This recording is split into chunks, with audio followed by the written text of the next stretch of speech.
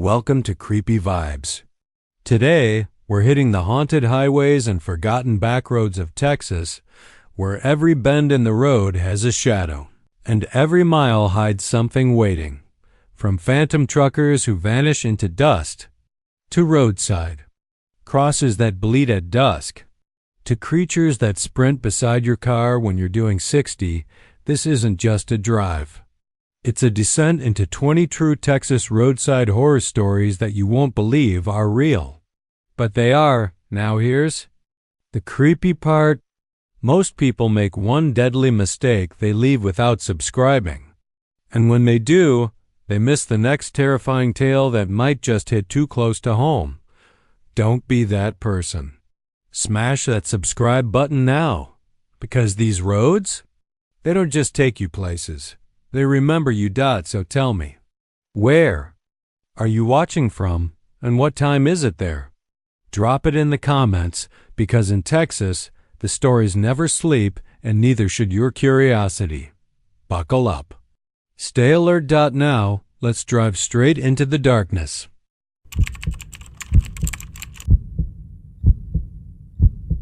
It starts with a stretch of blacktop that feels just a little too quiet. Out past Sweetwater, heading west on Highway 84, the road stretches long and straight, slicing through mesquite flats and low hills like a scar. No gas station for miles. No towns worth mentioning.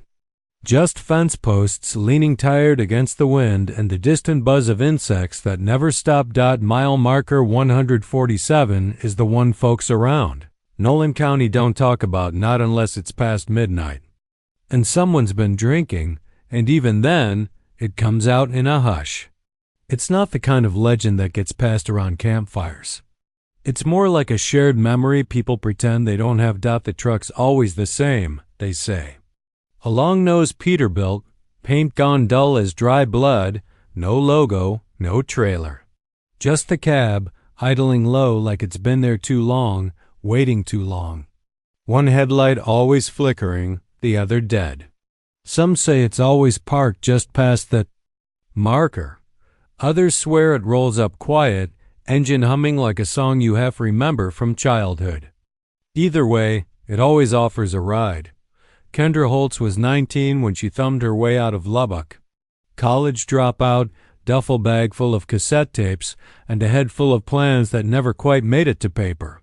She was headed to Austin, where her cousin had a couch and promised her a job waiting tables. She never made it. Her cousin filed the missing person report 2 days later. Kendra had called that night, said she got picked up just before sunset. Said the guy was quiet but kind. Said he didn't talk much, but his eyes never left the road. Then silence. No phone records after that. 3 days later, Kendra turned up in Austin. Standing barefoot on the cousin's porch, her duffel slung over one shoulder, her jeans wet with morning dew.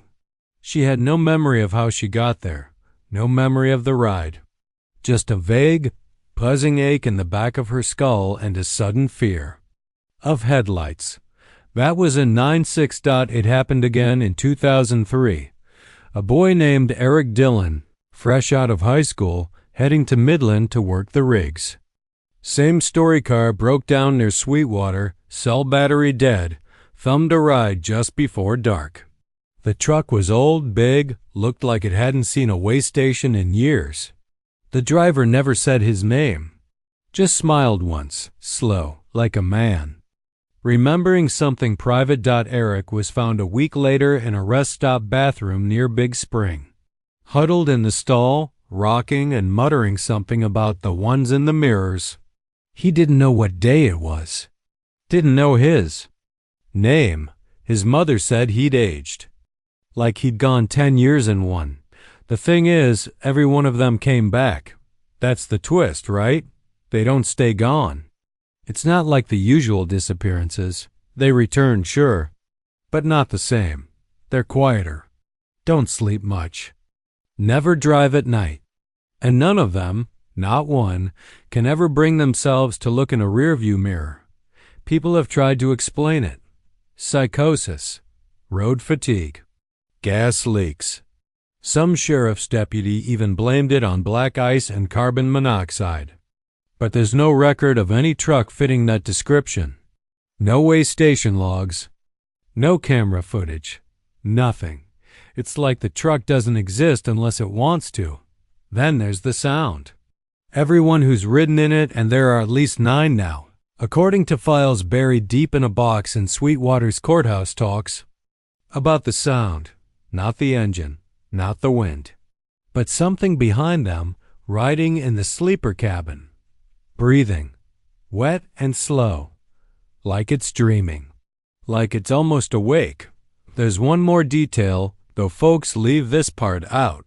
It always picks someone up alone, never couples, never groups.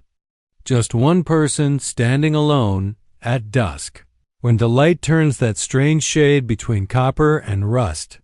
Sometimes they see it on the side of the road, engine purring. Sometimes it's just behind them, close enough to see the reflection of their own outline in the cracked chrome. But the driver always smiles. Wide, too wide. And his teeth don't look right. Like they're not his. There's a theory some folks whisper, the ones who've seen too much. They say the truck doesn't take you somewhere. It takes something from you. Maybe it gives back a shell, a body, a voice. But your story, your thread in the world's cloth, it gets unraveled and rewoven wrong, out of order, missing scenes. Like your life became someone else's nightmare halfway through. The last known sighting was 6 months ago. A girl named Lily Reyes, grad student from San Antonio. Same pattern, same truck, same smile. And when she came back, her father says she wouldn't go near a mirror. She'd scream at the sight of her own reflection. Said it wasn't her. Said it blinked before she did. Mile marker 147 still stands. The numbers are rusted now, the paint flaking off. But the stories keep happening.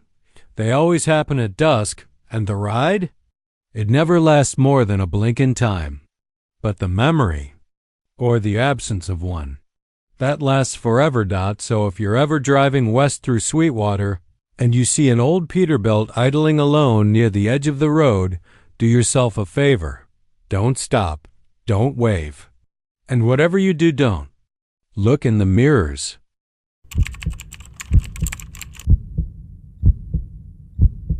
Dead Armadillo Pass isn't on the map, not officially. You won't find a road sign or a scenic overlook. The GPS cuts out a half-mile before you hit it, and even the locals refer to it in shrugs, like they're not sure it's a real place or just a bad memory baked into the Texas dust. But it's there. A curve on FM 804, nestled between 2 dry hills and surrounded by barbed wire fences that no longer hold cattle, just wind and old secrets. They call it Dead Armadillo Pass because, for as long as anyone can remember, there's always been an armadillo in the road there. Same spot, same posture. Curled, crunched, with its little claws pointing to the sky like it died defending itself. Even when it's cleared away, scraped off by the county, or buried by locals, it comes back. That's the part that eats at you. It's not just the gore or the smell, it's the way it returns. Identical. And always fresh. The blood is the worst part. It's too red, like oil paint. Thick and wet, even during droughts. It never dries. On the hottest days, when the sun should bake it into black crust, it gleams like it's still bleeding. And it forms a perfect circle around the carcass like someone dragged it in slow motion. Always in a spiral, always clockwise. Nobody really knows when it started. But the first written mention dates back to 1964. A trucker named Glenroy hit it on his way back from delivering grain to Tyler. He didn't think much of it until the armadillo turned its head after impact, rolled over in his rearview mirror, and looked at him. Glenn never drove again. Said he started seeing it everywhere, in the sink drain, in the shadow behind his barn. He shot himself 2 months later, left a note with only one word: spinning. Sheriff Rick Loney took that case. Young then, broad shoulders, full mustache, the kind of man who thought ghosts were for children and Texans didn't scare. He investigated the site in broad daylight, measured tire marks, took Polaroids. Nothing unusual except the blood. Rick later told his wife it made him nauseous, like it wasn't just blood, like it was watching him back. He put in a request to pave over the curve, claiming a safety hazard. The county approved it. 2 weeks after the repaving, the blood came back. Same armadillo, same circle. Asphalt still hot beneath it. That's when things got weird. Over the years, reports piled up. Not just sightings, but incidents. Tires flattening without reason. Radios picking up voices speaking in backwards English. A school bus stalled out there once, an 82 engine dead, brakes soft, driver sobbing uncontrollably while the kids said the windows were filling with tiny hands.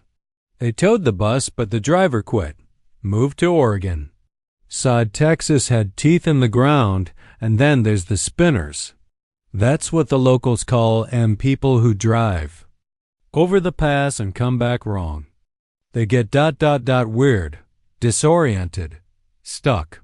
One woman, Rachel Dillard, drove through in 2003 and started walking in circles around her backyard that night, 4 hours. Her husband tried to stop her, but she bit him hard enough to break skin. When he dragged her inside, she screamed until dawn, her voice shredding on one word: again, again. She died 2 days later, heart failure. Only 30-8. Doctors said it was stress. People don't live near the pass anymore.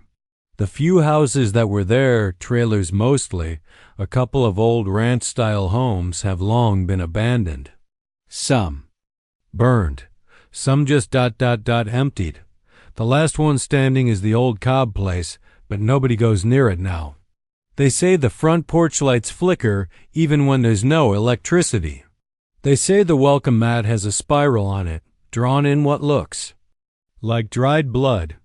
Nobody dares touch the thing in the road anymore. People just swerve, if they can. Those who run it over say the steering wheel pulls afterward, just a little, like something's guiding the car. Worse still, they say the smell comes with you. Not just on the tires and the vents. Musky, metallic. Like meat left too long in the heat. And sometimes, after driving through, people hear something in their engine. A tapping, rhythmic, clockwise. Back in 2011, a man named Eli Granger tried to investigate it properly. Former oilfield engineer. Smart, skeptical, armed with sensors, drones, and a high-res camcorder. He camped out by the curve 3 nights in a row. Nothing happened. 4th night, his gear failed. Batteries drained in seconds. He made one last recording, shaky, low-light footage before vanishing. His truck was found a mile away, doors open, tires melted. No sign of Eli. The camcorder, recovered from the brush, played a single image when powered, a spiral drawn in. Blood? Then static. Now here's the part that doesn't make the newspapers. A few people, mostly old, mostly drunk, say the armadillo talks. Not with words, but with thoughts. If you stare at it long enough, the world starts to spin. You forget where you were going. You forget who you are. And something slips in through your eyes, into your brain. One guy in a bar in Bastrop claimed he remembered being the armadillo, waking up in the road, over and over, feeling the impact, the crush, then darkness, then being dragged back into the circle by something with fingers made of gravel.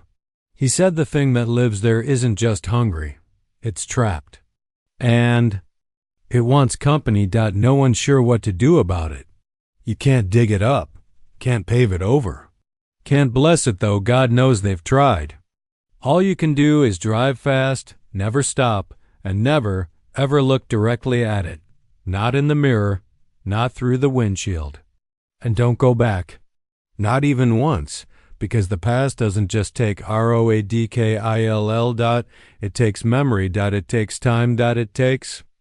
You dot, and when it does, you come back, curled, crushed, claws skyward, spinning.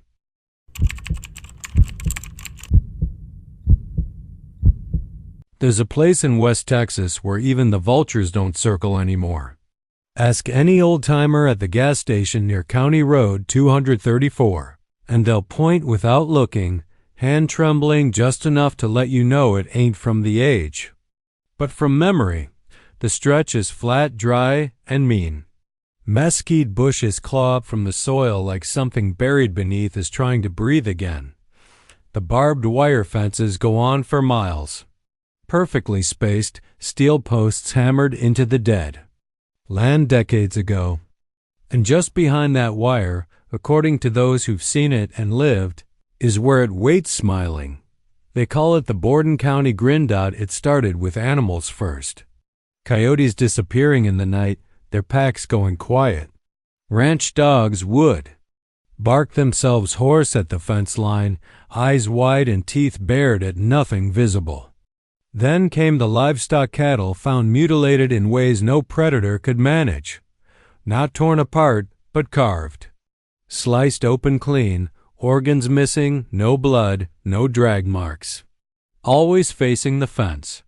Always staring at something no one else could see. By 1971, folks stopped grazing near the wire. Farmers sold their land cheap. The buyers? Nobody local. No one ever moved in either. Just absentee names on deeds and mailboxes that never filled. The kids, as they always do, turned it into a dare. One summer, late July 1987, a trio of high schoolers from Post decided to camp near the fence after a few beers and a bad idea. Only two came back. Darren Wells and Jesse Pike. Both boys changed after that night. Stopped talking in school. Jesse dropped out. Darren spent the next 10 years in and out of psych facilities, drawing the same picture over and over again, something tall, wrong-limbed, with a mouth too big for its head. A smile that cut across the face like a second set of eyes, the third. Boy Ricky was never found. His backpack was discovered a few days later hanging from the top row of the fence, each strap looped over a barb like it had been placed there.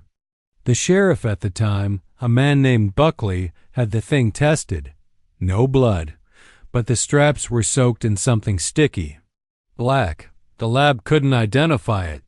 Buckley moved to Tennessee the same year, sold his house for half price, and never looked back. People say the grin shows itself only when it wants to. You can drive that stretch of road 100 times and see nothing but dust and fence.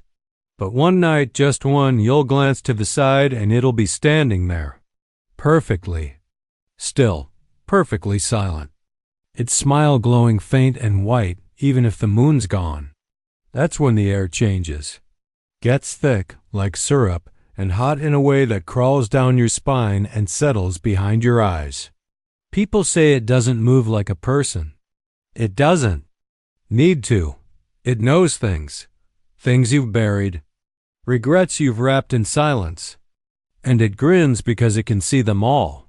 Margot Talley was a trucker who disappeared on a midnight haul in 1994. Her rig was found idling on the shoulder of Route 87, driver's door open, radio crackling static. The only trace of her was her boots sitting neatly side by side on the center line of the road like she'd stepped out of them mid-stride. A highway patrolman snapped a picture that night just for evidence. When the film came back, there was something in the background. Something just beyond the wire. A shape. Grinning. But here's where it gets worse. The grin doesn't stay behind the fence anymore. In 2010, a family moved into a farmhouse just 4 miles from the old boundary. The Marleys. Good people. 2 kids. They weren't from the area. Bought the land at a tax auction. Locals tried to warn them. gently at first, then louder when it was clear they weren't listening. The first thing they noticed were the footprints in the morning bear, long, deep, like something heavy had walked the yard. Then the youngest, Ellie, started drawing things. Black crayon only. Always the same crooked smile and two wide eyes. "He watches the fence," she'd say, "but not from outside." On the fourth night, the lights flickered and went out. Not a storm in sight. The generator died. Cell phones? Dead. The next morning, the family was gone, doors wide open. Breakfast. Half cooked. No signs of struggle, no signs of escape. Just gone. The only thing left was Ellie's final drawing.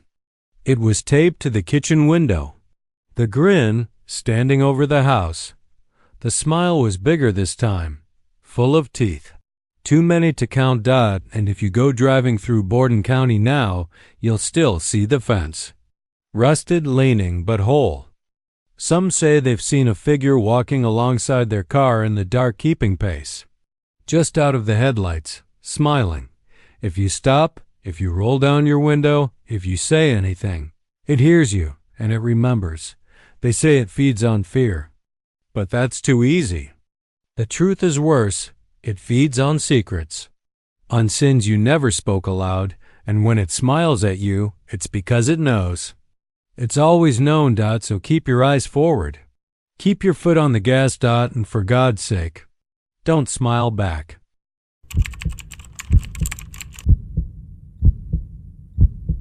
At a certain mile stretch, the windshield fogs up. On the other side, someone always dies. You can tell outsiders from locals real quick on that stretch of highway. 933 north of Waco. They drive like the road's just another slab of asphalt. Speeding past the feed stores, past the water towers, past the place where the land goes flat and strange and empty. Like something scraped it clean. A place with too much sky. That's what old Roy McCutcheon said once before the fog got his. Brother, too much sky and nothing in it that loves you. The stretch is about a mile long, give or take. It's not on any map and you won't find signs warning you. But you'll know it. The moment you cross into it, just past the broken fence with barbed wire curling like thorny fingers, and the billboard for a Jesus-themed summer camp that burned down in '99, the temperature inside your car dips, no matter what you've got blowing through the vents. The windshield fogs. It starts slow.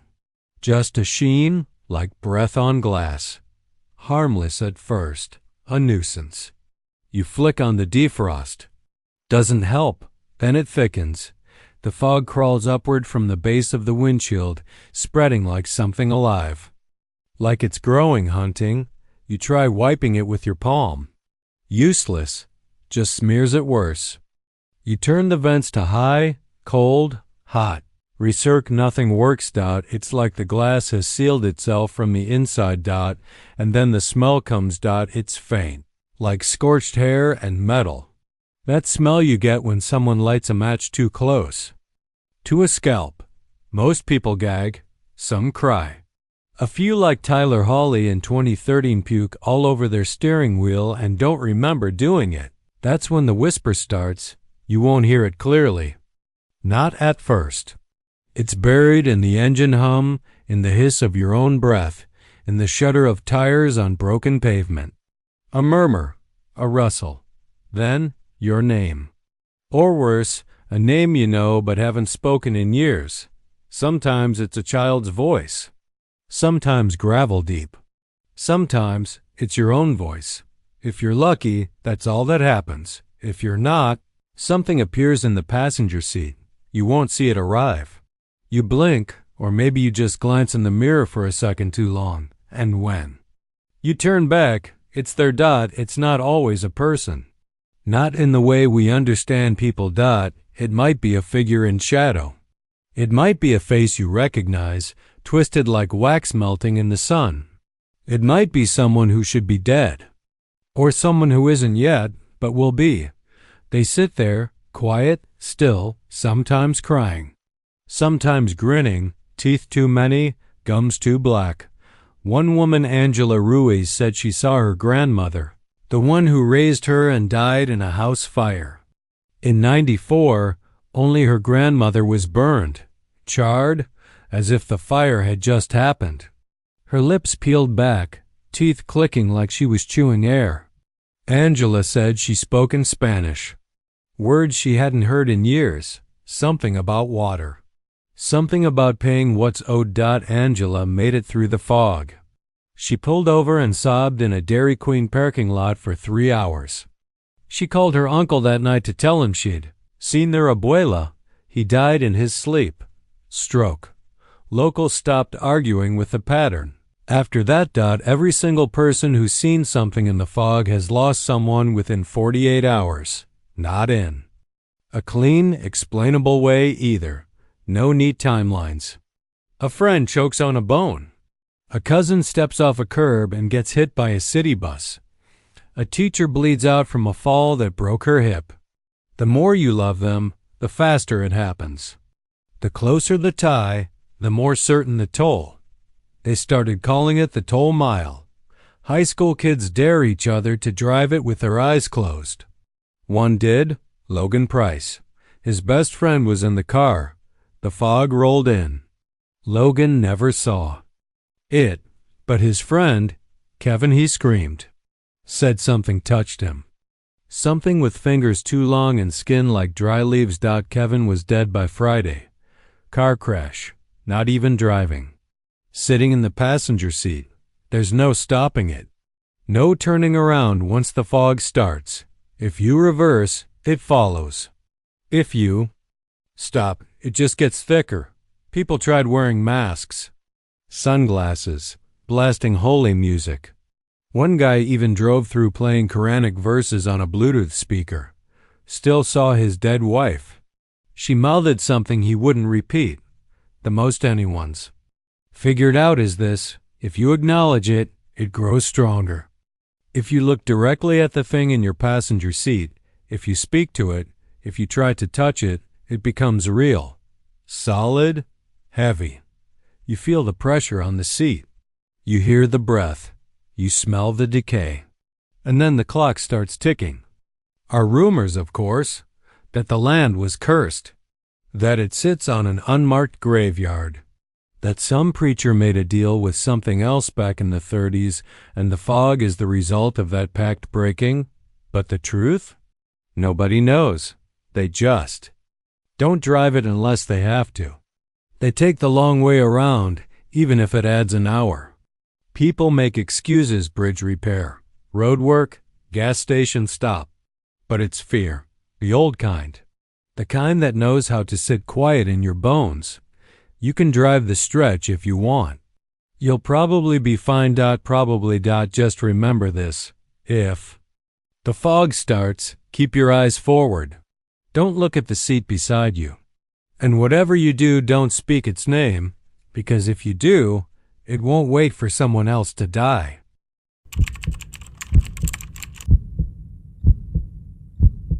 The desert in West Texas doesn't end. That's the first thing you learn when you drive through it. You think you're making progress, that you're moving forward, but really it just shifts behind your wheels like some old beast turning in. It's sleep.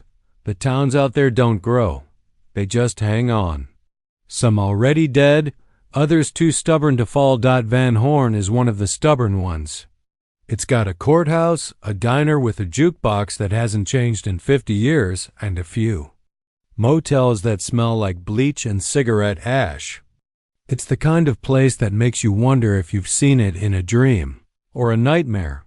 Jared and Lila were heading through it in the middle of a sweltering July night in 2023. They were 2 weeks into a strained road trip, trying to reconnect, whatever that meant. Therapy hadn't worked, and the Airbnb in Santa Fe just made them fight more quietly. So they decided to drive. Jared always thought you could find peace on the road. Keep moving forward. Put the past in the rear view. But by the time they hit the edge of Van Horn, the gas light had been blinking for 30 miles and their nerves were threadbare. The radio had gone to static. The air conditioner was struggling. Lila had curled up under a hoodie despite the heat and hadn't spoken in almost an hour. That's when they saw it. A gas station. Right off the main highway. No billboards. No warning. It sat in a shallow dip between two low ridges, as if the land had folded in on itself and made space for something that shouldn't be there. Neon letters buzzed faintly. Texaco. The red star still glowed, but the edges were blurred like it was being remembered rather than seen. Jarrett didn't hesitate. The tires crunched into the gravel lot, and he pulled up beside the pumps. Everything was quiet. No crickets. No distant hum of desert life. Just the soft tick-tick-tick of the car engine cooling down. He got out. The pump was old, the kind you don't see anymore. No card reader, but a display screen that flickered to life when he picked up the nozzle. He filled the tank. The numbers rolled like they were being pulled up by something below the earth, slow and deliberate. The price was wrong. Not high-low. Gas hadn't been that cheap since the 90s. He squinted at the total. 3 digits. Exactly 13.00, and then the air changed. He turned his head slowly and saw a man standing by the main booth. Gray coveralls, flat cap, oil stains. One boot propped against the wall. Watching him, Jarrett raised a hand. Evenin'. The man didn't move. Lila got out of the car. Jarrett, she said, voice uncertain. Where are we? Van Horn, I think. Close enough. He nodded toward the station. GPS says there's nothing out here for 10 miles, but here we are. She looked around, then checked her phone. Full bars. Opened the Maps app, her brow furrowed. No, babe. It still says there's nothing here. He walked toward the booth. It was empty inside. No register. No shelves. No snacks. Just shadows that bent the wrong way. And the man Clyde, his namatag said, was still standing there. Only now he wasn't. Smiling, he was mouthing something, slowly, over and over. Lila took a step back. I think we should leave, Jarrett stared. The old man's mouth moved like a metronome. No voice, just lips forming words. You weren't supposed to stop. Jarrett's throat tightened. What? The man took a single step forward. The gravel didn't crunch. His boots made no sound. Lila grabbed Jarrett's arm. Please, let's go. They got in the car. The gas meter was full. Too full, it read beyond the F line, like the tank was overfilled with something heavier than fuel. Jarrett started the engine. The lights of the station blinked once, dimmed. The man was gone. They peeled out of the lot. When Jarrett looked in the rear view, there was no building, just desert. No sign they had ever stopped. They didn't speak until they reached Fort Stockton, hours later. Parked outside a diner, Jarrett pulled the receipt from his console. It had printed from the pump like normal, but it wasn't normal. No Texaco logo. No date, no location. Just a line typed in jagged matrix font. Keep driving. They checked online that night. Every database, every archive. The Texaco at those coordinates had burned down in 1998. Gas leak. Killed the attendant. Name was Clyde Rogers. His body had never been recovered, only his boots, fused to the pavement in front of the booth. Since then, there'd been rumors. Truckers whisper about the place on late-night forums. Reddit threads come and go. GPS anomalies. Strange receipts. People who swear they fueled up somewhere that never existed. Some say if you stop there, you lose something. Not right away, but eventually time, memories, a face in the mirror you don't recognize. Jarrett doesn't talk about it anymore. He and Lila split up 6 months later. She moved to Oregon. He moved, he's not sure where. Somewhere east, he thinks. He doesn't keep clocks in his apartment, doesn't use mirrors.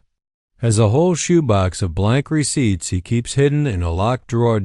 And once in a while, When the wind outside picks up just right, he swears he hears the low hum of neon and the whisper of a voice behind it. You weren't supposed to stop.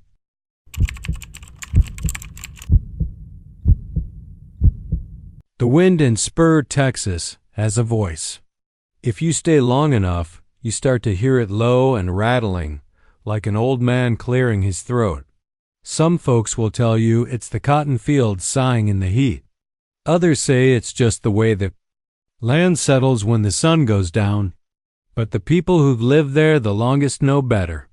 They know the sound that wakes them at night, the one that starts off faint, like a whisper of rubber across asphalt, then builds until it's a bone-shaking shriek that dies off just as quick as it came. And the worst part is, it never comes. With a crash dot, it was the fall of 1986 when it began. Back then, Spur was just another forgotten speck on the Texas map. A place where Friday night lights were the only thing holding the town together. That year, the team was undefeated. Eli Crenshaw was the quarterback. Tall, reckless, good-looking in that way that made fathers nervous and mothers take second. Looks, Mandy Durham was the cheer captain. Smart, sharp-tongued, and way too full of fire for a town that preferred its women sweet and quiet. They weren't exactly dating, not officially. But everyone saw the way they looked at each other like they were already planning their escape. They had a reputation. Snuck out to the gravel pit south of town, tore down old ranch roads in Eli's silver '84 Cutlass Supreme like they were chasing the edge of the world. That night, the night it all started, Spur won the game in overtime. Eli threw the last pass. Mandy jumped into his arms. And after the field cleared, they slipped into the Cutlass, the windows down, Ozzy Osbourne wailing from the stereo, and disappeared into the dark. What happened next is uncertain. Some say they hit Dead Man's Drift doing 90. Others say they never reached the curve. But that tree, the one at the edge of the bend, a big twisted oak with limbs like fingers curled in pain, it remembers. The next morning, a ranch hand spotted the Cutlass in the ditch, upside down and folded like a crushed soda can. The stereo was still playing, faint and broken. There was no blood, no shattered glass, no Mandy, no Eli. The inside of the car was clean. Too clean. Sheriff Weller got there first. He radioed for backup, then stood staring at the wreck for a long, long time. According to his deputy, Weller didn't speak for hours. When he finally did, all he said was, "The engine's cold," and it was. Cold like it had been sitting there for days, the car was towed and eventually disappeared. The town buried the incident like it does with everything it doesn't understand. Mandy and Eli were declared missing. A few half-hearted searches turned up nothing but jackrabbit bones and old beer cans, but the road didn't forget. The first time someone heard the screeching was 3 weeks. Later, Mrs. Klein, who lived a half-mile from the curve, woke up to the Fats and the D. Hortifinisses Klein, who lived a half-mile from the curve, woke up to the half-mile from the curve, woke up to the bay. Sound of tires skidding long and hard, like someone slamming the brakes too late. She sat up in bed, heart racing, waiting for the crash that never came. It never did. Then came the trucker, a seasoned hauler named Russ Banyan. He told it like this. He was heading west at 2:30 a.m., hauling chicken feed. Radio static got thick. Near Spur, then died. He crested the rise before Dead Man's Drift and saw brake lights, too close, no time to react. He swerved hard, felt the trailer jerk. Then, nothing. When he woke up, he was parked perfectly on the side of the road. No memory of stopping. His hands were still gripping the wheel, but the feed was gone, not spilled, not scattered, gone. They say he quit driving that night, left his rig on the side of the highway and walked 3 miles to the gas station, muttering about headlights that weren't attached to any car. More people began hearing the sound, Always late at night. Always. In the same place. It got louder. Then came the deaths. Small ones, at first. A dog found twisted at the curve, no marks, just broken. A teenager who tried to drift his dad's Dodge Challenger around the bend and ended up sitting catatonic in the middle of the road, drool running down his chin, whispering, "She's still screaming." By 1992, they put up the first warning sign, "Dangerous curve ahead." Didn't help. A documentary crew came in 1998, paranormal types. Night vision, EMF meters, the whole circus. One by one, they left town without explanation, except for the cameraman, who stayed an extra night. His footage was found at the base of the oak. Hours of nothing. Then at 3:09 a.m. headlights flaring. In the distance, tires screaming like an animal caught in a bear trap, and a girl's voice clear as day. "Why didn't you stop?" The footage ends with a slam like a door, or a skull. The cameraman was never found. Locals don't drive Dead Man's Drift anymore. They take the farm roads. Kids make dares out of it, as kids do. Most come back. Some don't, and sometimes, on a warm night, when the air's too still and the stars feel too close, the people of Spur wake up in their beds to the sound of tires screaming on asphalt, growing louder and louder until you'd swear they were just outside your window, and then silence. No crash. Never a crash. Because whatever's out there, it never stops, and it never forgets.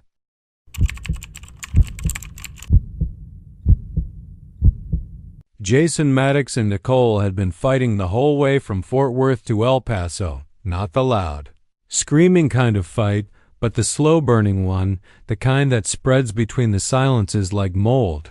She'd accused him of checking out. The waitress at the diner back in Abilene, he didn't deny it. Mostly because he had, but also because lying felt heavier on the road. The stretch of I-20 past Sweetwater is where things went from awkward to eerie. It started with the sign. Roy's. Real Pit BBQ. Best ribs west of Dallas. The paint was flaking, the arrow pointing behind a tree-lined ditch just off an exit that didn't show up on Google Maps. But the smell, the smell, it hit them like a wave. Wood smoke and rendered fat, something tangy and ancient. Like meat that had been blessed by fire and cursed by something older. Nicole rolled her eyes. "We said no more roadside food after Amarillo," Jason shrugged. "I said no more gas station sushi. This smells like heaven." They followed the arrow. Behind the trees, tucked against the back edge of a gravel clearing, was a shack, and shack was generous. The tin roof bowed in the middle, and parts of the wall were covered in old license plates and deer skulls. But there was smoke rising from a steel drum smoker out back, and a chalkboard menu nailed to a post. Full rack, $1.12 brisket, $1.10 mystery meat sandwich, $8. No. Refunds. An old man sat by the pit, skin like driftwood and hands blackened from years of fire and grease. His butcher's apron was stained, but something about him felt clean, too clean. Like his smile had been scrubbed raw. "You looking to eat or ask questions?" he said as they stepped out of the car. Jason raised a hand. "Eat." Nicole hesitated. Her eyes flicked to the no refunds bit. The old man nodded. Smart boy. They ordered a full rack and a brisket sandwich. He handed them 2 paper plates stacked high with steaming meat. No sauce, no sides, just the ribs and thick slices of smoked brisket. The smell was so intoxicating Jason almost forgot Nicole was glaring at him. They sat on a nearby picnic table shaded by a dying oak tree. Cicadas buzzed louder than traffic. Jason dug in first. "Holy Jesus, this is the best damn thing I've ever tasted." Nicole took a bite and stopped chewing halfway through. Her jaw stiffened. Jason laughed. "Right? What the hell are these cows eating out here, man?" She stared at the meat. Then the bone. This isn't beef. Jason paused. He picked up one of the ribs. It was small. Too small. Delicate, and the shape. It wasn't pig either. The bone looked like a radius, an arm bone, human, maybe a child's. Jason coughed, spat out the meat. His mouth burned now, not from heat, but from the taste of realization. Nicole was already walking back toward the shack. No, no, no, he whispered, chasing after her. We're leaving. But the old man was gone. So was the smoker. The smoke.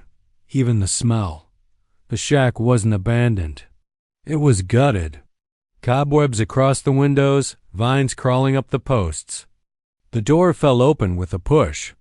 Inside it was cold. Photographs lined every wall. Hundreds, maybe thousands. Polaroids. Families. Couples. Kids. Each smiling with a plate of food in hand. Each standing in front of that same shack. That same sign, Jason. Picked one at random. It was a man and a woman standing beside a black Chevy Tahoe. Same make and model as his. Same dent in the fender. Same license plate. Nicole's breath hitched behind him. That's us. He dropped the photo. In the far corner, beside a stained wooden prep table, was a set of tools, saws, cleavers, blades with jagged, rusted edges. Hooks hung from the ceiling, some still slick with something dark.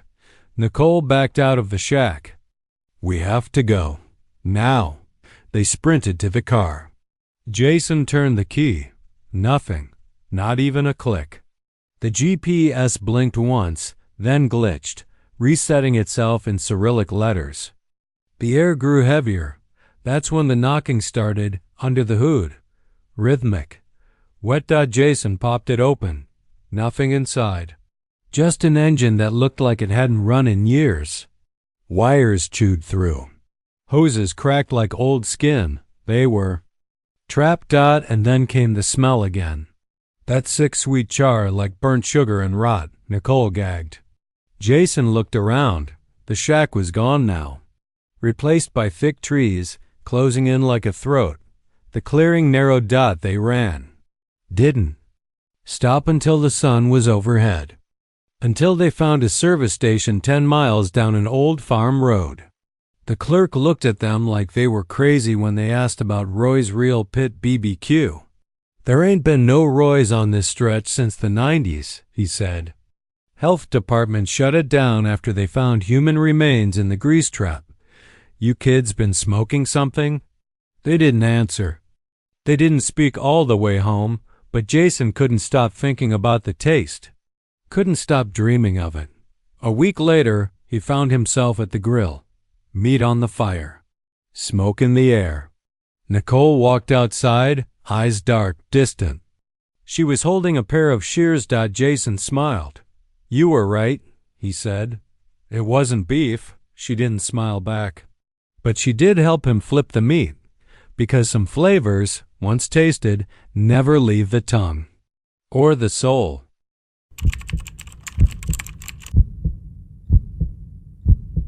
Charlie Madsen had been running freight between Amarillo and Houston for 17 years, and nothing much surprised him anymore. Not the weirdos at the gas stations, not the deer that sometimes looked just a little too human in the headlights. And not the way the road sometimes seemed longer at night than it did in the morning. He'd seen drugged-out hitchhikers wander into lanes like ghosts, and once found a mannequin nailed to a tree with a mirror for a face. But he always chalked it up to long nights, long hauls, and lonely miles. That was until he hit Junction 6. It started on a Tuesday night in mid-October, when the sky over central Texas turned the color of old bruises and the radio traffic thinned to a whisper. Charlie had picked up a double load out of Denton Auto Parts stacked over furniture, a long haul, but steady pay. The dispatcher warned him about weather down near Junction 6. Something about fog or maybe dust. Hard to tell through the static. Take the bypass if it gets too heavy, the guy crackled through. Just don't get caught past the exit. Charlie didn't think much of it. Dispatchers like to dramatize. Probably watched too many podcasts about skinwalkers and rogue AI, so he kept on, chewing his sunflower seeds, half listening to an anthem from the sunflower. Old cassette of Meatloaf. It was 11:56 when the static came. He didn't even notice at first. Just the usual crackle between stations. But when he hit scan, the dial ran through every frequency, from FM rock to AM religious, and landed on the same sound. Screaming. High, low, near, far, some human, some not. Not like movie screams either. These were real. Like you'd hear behind drywall if you leaned close and listened at the wrong motel. He yanked the cord from the dash. The cassette player hissed and popped. Silence. For 30 seconds. Charlie could only hear the road beneath him, the rhythmic hum of tires eating. The white lines. Then the screaming started again, this time not from the radio. It came from the speakers. No power. No signal. Just sound. Charlie muttered a curse and pulled over. He got out, boots crunching dry gravel, cool air hitting his face like a slap. The moment both feet hit the ground, silence. Dead quiet. He scanned the horizon. Nothing but black, except a flickering green sign. Junction 6 to 2 miles. Charlie had passed that same sign an hour ago. He checked the dash. Odometer frozen at 666,666. Clock, 12 o'clock. Even the CB was dead. Now something in his bones told him, keep going. He should have turned the rig around. Should have thrown the load in a ditch and hitched it home. But like all dumb men full of pride and diesel, he pressed forward. He figured the screaming might stop once he got past the next town. Maybe some freak frequency bounce from military towers. That happens, right? Science and all that. Hell, maybe he'd gone too long without sleep, but the road didn't change, just got darker. Trees leaned in. The moon vanished behind clouds. That hadn't been there an hour ago. He passed the old gas station near the split. Burnt out, windows busted, shell of a place. Locals used to call it Fry's Corner. Only now it looked freshly charred. He remembered it burning down years ago. 10 dead, no one found. Said they'd locked themselves in before it went up. The moment he passed the lot, the screams changed, became ... focused. It wasn't noise anymore. It was a voice. You missed her funeral, Charles. He slammed the brakes. The rig hissed. He gripped the wheel tight, breath wheezing. The voice. Female. Choked. Familiar. Annie. His daughter had drowned 5 years ago in a pool while he was hauling freight through Mississippi. He missed the call, missed the goodbye. And for 5 years, the guilt sat in his chest like a stone too jagged to swallow. Daddy? It came from the back of the cab. He turned around slowly. Nothing. No car. No light, just 2 shadows in the sleeper. Bunk. 1. Too small. The other ... shifting. Then came a sound that didn't belong in a truck. The sound of water sloshing. Slow, thick, and then the scent hit him. Chlorine, like a pool. He screamed and floored it. The rig lurched forward. Trees bent back. Fog rushed in. The GPS blinked back to life, sort of. The screen just said, turn back, turn back, turn back. He passed junction 6, the actual ramp. The clock turned to 12:01. The screams. Stop. Dead silence. Even the fog peeled away like it had never been. He laughed shaky. Broken half sob, half relief. Turned the radio knob back on. Soft country music spilled through. A local weather report. A voice that didn't sound like it had been skinned alive. Then he looked in the rear view mirror. The shadows were still there, but now they were smiling. He hit the brakes. They didn't move. The voice came again, right behind his ear. You should have taken the exit, Daddy. Now you're part of the signal. That was 3 nights ago. The rig was found parked outside the closed-down diner, engine running, doors locked from the outside. Inside, all they found was a melted radio, a clock blinking 12 o'clock, and one word scratched into the windshield from the inside: listen. Every night since then, drivers report the same thing near Junction 6. The screaming starts at midnight. Doesn't matter what channel.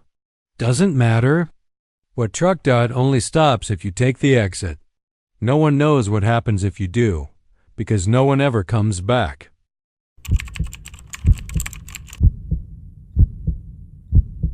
They started showing up just after the last good rain, the kind that soaks the desert enough to make you forget it's still dying underneath.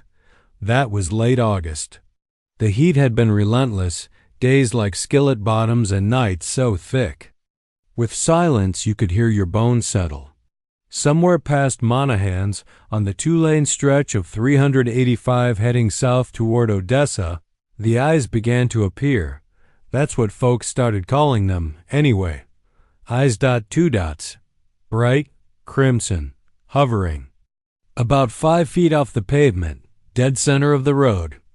Not headlights, too far apart. Not brake lights, no car in front. Not taillights, no car at all. Just eyes. Hanging in the dark, some nights they're close, just past the bend near mile marker 210. Sometimes they're farther, like they're testing your distance. They don't move, don't swerve, but they blink. Only when you touch the brakes. That's how you know they're watching. People tried to brush it off at first. Truckers with long hours and sleepy eyes. College kids coming home drunk from Midland. Coyotes playing tricks. But it's hard to laugh when a farmer from Crane hits the brakes and ends up in the ditch with no memory of the last 5 minutes. Or when a mother driving her boy to football practice swerves to avoid the lights and wakes up in the middle of a cotton field. Doors locked from the inside, kid missing from the passenger seat. That happened 2 weeks ago. Her name was Luann Brister. Her boy, Cody, was 12. The news called it an incident of dissociative trauma, said Luann likely blacked out from stress. But the dashcam footage from her SUV didn't lie. There were 2 red lights hanging in the road.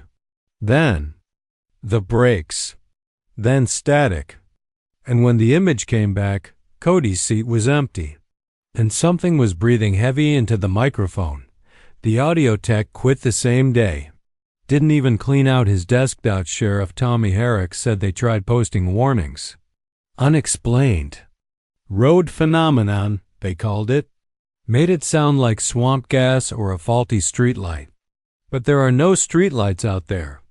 Just asphalt, dust, and heat rising from the ground like old ghosts. Some folks tried to be brave about it. Hunters, mostly. Men with rifles and stories to prove. One of them, Wade Jessup, said he was going to shoot the damn things if they blinked at him. Said it like it was a dare. They found his truck 5 days later, parked on the shoulder, headlights still on. No blood, no Wade. Just a smear of something black and viscous across the inside of the windshield. It smelled like copper and burned rubber. Nobody could identify. The substance. Then there's the sound. That's what stays with you, like a low hum buried in the engine's idle. You don't notice it at first. Not until you kill the ignition and it keeps going. Not until you realize the hum is syncing with your heartbeat, slowing it down, making your chest feel too tight, making your vision swim. They say the eyes don't follow you. They don't have to. You leave with them. Truckers have stopped taking. That stretch at night. Gas stations near Natries report fewer travelers after sundown. GPS apps reroute around 385 without being asked. And the blinking? It's getting closer to town now. First it was 10 miles out, then 6. Then 3, someone probably. Some bored teenager with a death wish drove out last Friday and tried to live stream it. You can find the video online still, though it keeps getting taken down. The last few seconds are burned into the screen. 2 glowing dots just outside the high beams. A hand reaching into frame, long, thin fingers, too many joints, and then the camera tips sideways. You hear breathing again. And whispering, but no words. Just syllables that don't belong in any mouth. They found the car in a drainage ditch the next morning. No driver, no phone dot, but the screen had blood on it. On the inside. The old-timers in Odessa won't talk about it now. Not even the ones who used to joke about jackalopes and desert spirits. You ask them, and they just shake their heads. One man at the diner said something about old watchers and went quiet for an hour. Another just muttered, "They've always been there. We just forgot how to see 'em." The city's talking about building new lights along the road, putting in cameras. But anyone who's driven past the eyes knows that's useless. These things don't fear light. They are the light dots, so if you're driving south on 385 and the night gets too quiet and your dashboard flickers just once, glance ahead. And if you see them, those 2 burning dots, hanging in the air like judgment, don't hit the brakes. Hold your breath. Grip the wheel. And whatever you do, don't look into the rear view, because the last thing you want to see is them blinking from the back seat.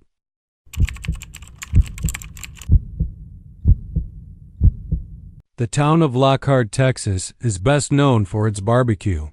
Folks drive in from Austin, Houston, even out of state just to get a plate from Black's or Crew's. It's a place that feels frozen in time-old storefronts, a courthouse that looks like it stepped out of a cowboy movie, and main streets where the biggest rushes after church lets out. But there's something they don't put in the travel guides. Something the locals don't whisper to tourists. Not even the ones who ask the right questions. The fog. It rolls in from the east. Not a morning mist, not dew, not weather. Real fog doesn't come in like a wall, and it sure as hell doesn't hum. But this does. It started in the early 2000s, they say. Maybe later. Hard to pin down. The stories go back further if you know where to look. Civil War journals, native warnings etched into rock. But the modern tale begins with traffic reports. State Highway 130, just a stretch outside Lockhart, somewhere between Boggy Creek and the old gravel pit. A few wrecks here and there, mostly blamed on drivers going too fast or deer jumping out at the wrong moment. But there was one incident in 2008 that changed everything. A family, parents, and 2 kids were heading back from a soccer tournament. In San Antonio, clear skies, late evening. Dashcam footage showed normal conditions right up until 7:46 p.m. Then nothing. Not black, not static, just white. The screen stayed lit like a fluorescent bulb for 37 minutes. When emergency services got to the last GPS ping, there was no car. No wreckage. Just a patch of cold air on a summer night and a layer of dew on the grass. Like something heavy had been there only moments before.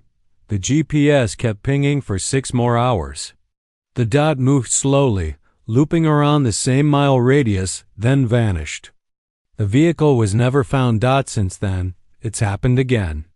And again. Sometimes it's a car. Sometimes just a biker on a solo trip, a delivery van, a rideshare driver with no passengers. Every time it's the same. They enter the fog. Their lights vanish. Their signals weaken. And then nothing. Locals know the signs now. The way the fog creeps in, too low and too quick. It doesn't move like mist should. It swirls, dips, pulses. A living thing pretending to be weather. And the humming? That's real too. Low, mechanical, like a faraway turbine. People say it gets inside your head, makes your thoughts slip sideways. One man claimed he drove into it and came out 2 towns over with no memory and bloody fingerprints on his dashboard. He never drove. Again, There's an old woman who lives off FM 2720 just east of the last recorded sighting, Miss Calhoun. She hasn't left her property in years. People say she sees the fog more often than anyone. She keeps floodlights pointed out from every corner of her house and never opens her windows. Even in July, once a reporter tried to interview her. She said 3 things before she slammed the door. Don't follow the lights in the fog. It shows you what you want before it takes you. It never forgets who's looked at it too long. There's a theory that the fog isn't natural, that it's tied to something underground or maybe something not from the ground at all. A government experiment gone wrong. A breach in the air itself. People talk about an old Cold War facility that supposedly ran tests in the area tests, involving magnetic fields and spatial warping. Sounds like science fiction. Until you watch dashcam footage from a missing car and see, for just a frame, a shape standing in the fog, tall, thin, watching. Some folks think it's the land itself.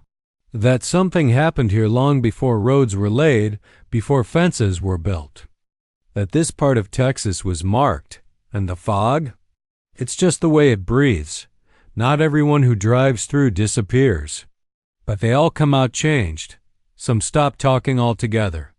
Others become obsessed with mapping the fog's movements, tracking humidity, wind speed, even lunar cycles. One man went blind within hours of coming through. Said he stared too long into a light that wasn't headlights, wasn't lightning, wasn't anything human. People keep trying to drive it. Teenagers daring each other, thrill seekers chasing a good story, ghost hunters with GoPros and cheap microphones. Most come back disappointed, or say they saw nothing. But then, a few weeks later, they disappear from other places. Their GPS says they went back. No one ever sees them again. Lockhart keeps its doors open. The food is still great. The streets, still warm and welcoming. But ask a local about the fog and you'll see it in their eyes. A tightening. A memory they'd rather not have. And when the fog rolls in, when it hums low and rolls fast like smoke under pressure, everyone stays off the road. Because once you're in it, there's no map to guide you back. Only the illusion that you're still moving, that you're still there. Until your car stops. And something opens the door, smiling.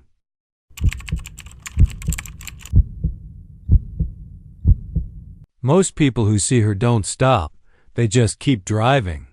That's the first smart decision they make, though it doesn't always save them. Route 67 cuts through the heart of Texas like a vein of cracked bone, long, straight, and mostly empty. Dust swirls through mesquite and power lines tremble in the wind, but otherwise the road feels dead. Dead in that way that makes your skin crawl even when the sun's high.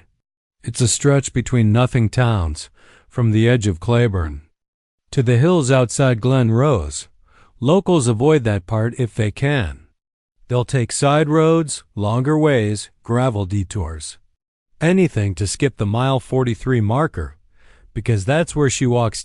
Always facing away, always walking backward. Her head low, her hair long, dirty, and sticking to her back like seaweed. She wears a hospital gown, thin, faded green, open in the back but too stained to flutter. And she's barefoot. You'll notice that first. The soles of her feet are pitch black, cracked. She walks slow, dragging her toes, but steady. Like she's counting each step she's undoing. And she's always crying. Not loud, not sobbing. But you hear it anyway through rolled-up windows and blaring radios. A soft rhythmic weeping like a baby stuck in the walls. No tears, just the sound. Like her sadness isn't from grief, but from knowing she can't ever stop. Can't ever face forward. Like she's paying for something. Deep and bloody and old. The first story comes from 1987. A trucker named Raymond Ibarra pulled over to help a woman he thought was hurt. He slowed down, rolled his window, and honked. She didn't turn. just kept walking. So he stopped door open, one boot on the asphalt. "Ma'am, you all right?" He called. She didn't answer. Just kept walking backward, step by dragging step, away from him. Raymond stood there, chilled to the bones despite the heat. He said the air felt thick, wrong, like syrup in his lungs. Then she stopped, and her head tilted, not turned, just tilted, as if she was listening for something behind her. Then she whispered, "Don't make me look."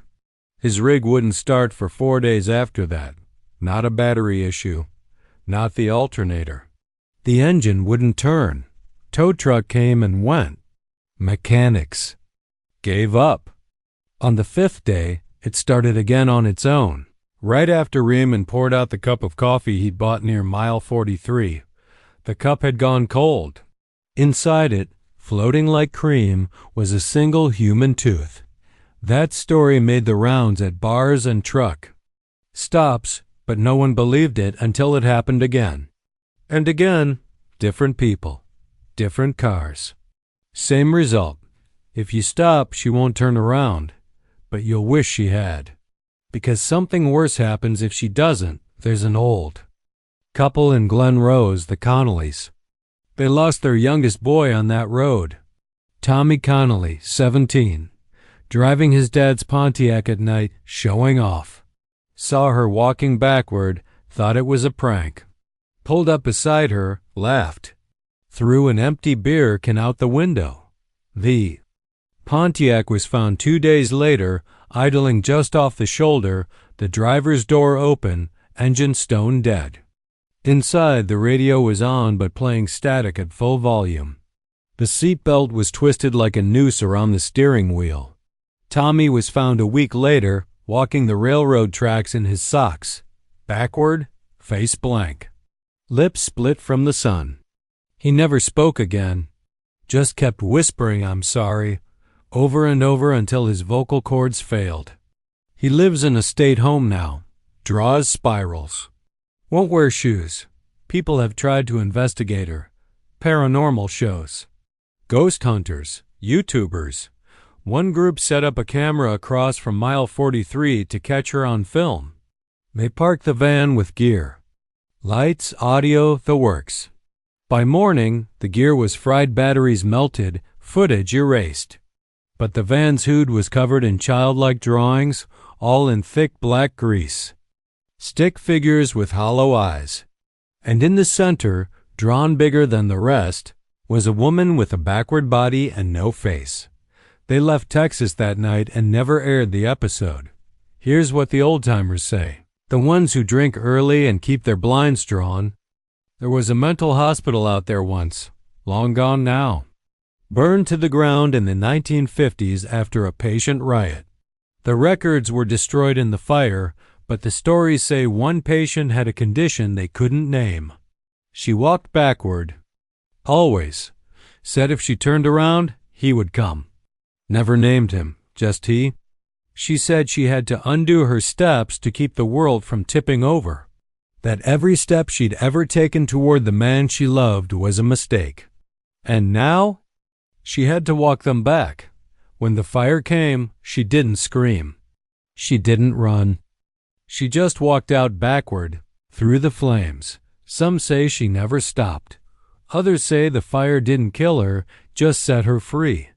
Whatever she is now, she's not alive in any normal way. She doesn't cast a shadow. She doesn't breathe. Sometimes people say their car lights pass through her like fog. Others say the lights flicker and their mirrors crack. What's consistent is this: if you pass her, your car dies. Not right away, not in a fireball or a bang. It just quits. All the lights go out. The engine turns cold. And no matter what you try, calls, jumper cables, begging it won't start again until dawn. And sometimes, when it does start, you find something new in the car. A note, a footprint, a voice on the tape deck whispering a name you haven't heard in years. And if you wait too long to leave, she gets closer, still walking, still crying, Still facing the wrong way. So if you're ever on Route 67 and you see her, don't stop. Don't slow. Don't look directly at her. And whatever you do, don't try to help, because the only thing worse than seeing the woman who walks backward is making her turn around.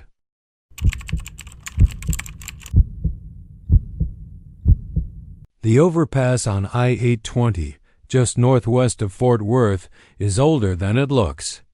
Built in the 1950s, reinforced in the 70s, and forgotten ever since.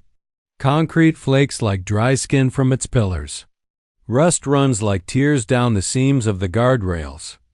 But it's not the state of the bridge that makes people slow down, even when they're alone. Even when it's late and they're running on fumes. It's what runs under it. The first time I saw him, I was coming back from a job in Weatherford.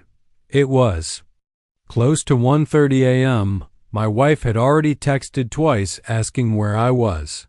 The radio had gone out somewhere after Alito, nothing but static unless I turned it off completely. It was early May, and the roads were slick from a light drizzle, the kind that never commits to real rain. The city lights faded the farther I got from the downtown loop, replaced by that eerie mix of sodium glow and nothingness. I was doing maybe 62, sipping flat gas station coffee when I passed under the old overpass. That's when the fog hit. Not the kind that rolls in from the sky. This crept up from the ground like it was growing. I saw the shimmer of movement in the corner of my eye. Something pacing my car on the right shoulder. I figured it was a deer, maybe a stray dog, until it kept pace with me for longer than any animal had a right to. Then it smiled. Its face was pale, stretched like wet paper over a mannequin skull. Its mouth was too wide, pulled into a grin that didn't belong in this world. And its legs, God help me, they weren't right. They bent backwards. Hooves struck the pavement with wet thunks that echoed in the cabin of my car even with the windows up. Sped up, 70, 70-5. It kept up. Not running, gliding. Its torso moved like a man's, long arms pumping in rhythm, but the legs didn't match. They struck the pavement hard but never stumbled. I watched the muscles ripple, if that's what they were beneath skin, the color of soured milk. And I knew I wasn't going to make it home if I looked it in the eyes. But I did. I don't know why. Instinct, maybe. Terror. Whatever the reason, I turned and its eyes met mine. Black. Not just dark, empty. Like looking into holes in the world. Then it vanished. No warning. No puff of smoke. No Hollywood dissolve. 1 second it was there, and the next gone. Like I'd blinked it out of existence. I made it home shaking. My wife didn't even notice. She was asleep on the couch, the TV still playing some cooking show, soft blue light flickering across her face. I didn't wake her. Just went into the bathroom, locked the door, and vomited until my throat bled. That was 2 years ago. Since then, I've heard others talk.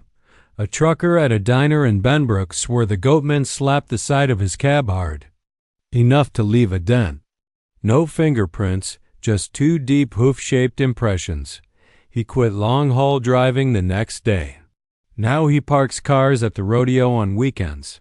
A teenage girl from River Oaks said she saw it crawling under the overpass as she drove past. Not sprinting this time, crawling. Hands and hooves both. It smiled at her with a mouthful of what looked like broken bottle glass. A man from Sansom Park says the goatman followed him home. He started waking up with hoof prints in his yard. Found animal bones arranged in circles on his porch. Every dog in the neighborhood barked for 2 nights straight, then stopped. Silence. On the 3rd night, his wife found him in the garage, just sitting in the dark, whispering something over. And over, he's not done running. He's just catching his breath. Some folks blame the cement plant. Say the chemicals they dumped into the creek behind the bridge mutated something natural. Others say it's older than the overpass, older than the city. Some Comanche legend. About a forest god angered by blood spilled on sacred ground. The modern version? It's a spirit. A demon. Maybe even just a shadow, shaped by the grief of that wreck back in '95. The nurse, Colleen Vess, who died without a mark on her body but whose eyes were frozen open in horror.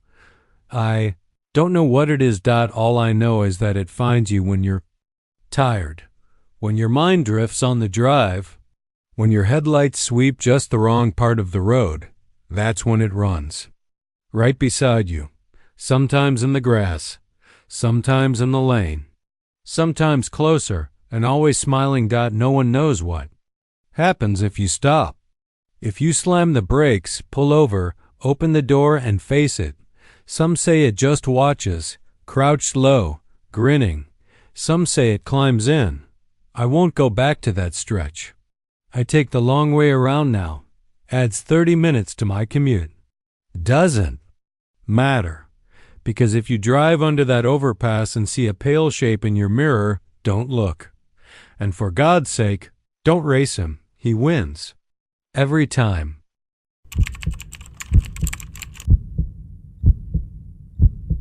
The drive across Texas is long enough to wear a man thin. Not in the way sleeplessness wears you down, but in the way the horizon never changes. Everything starts to feel stretched out, ghostly. Flat highways, bleached signs.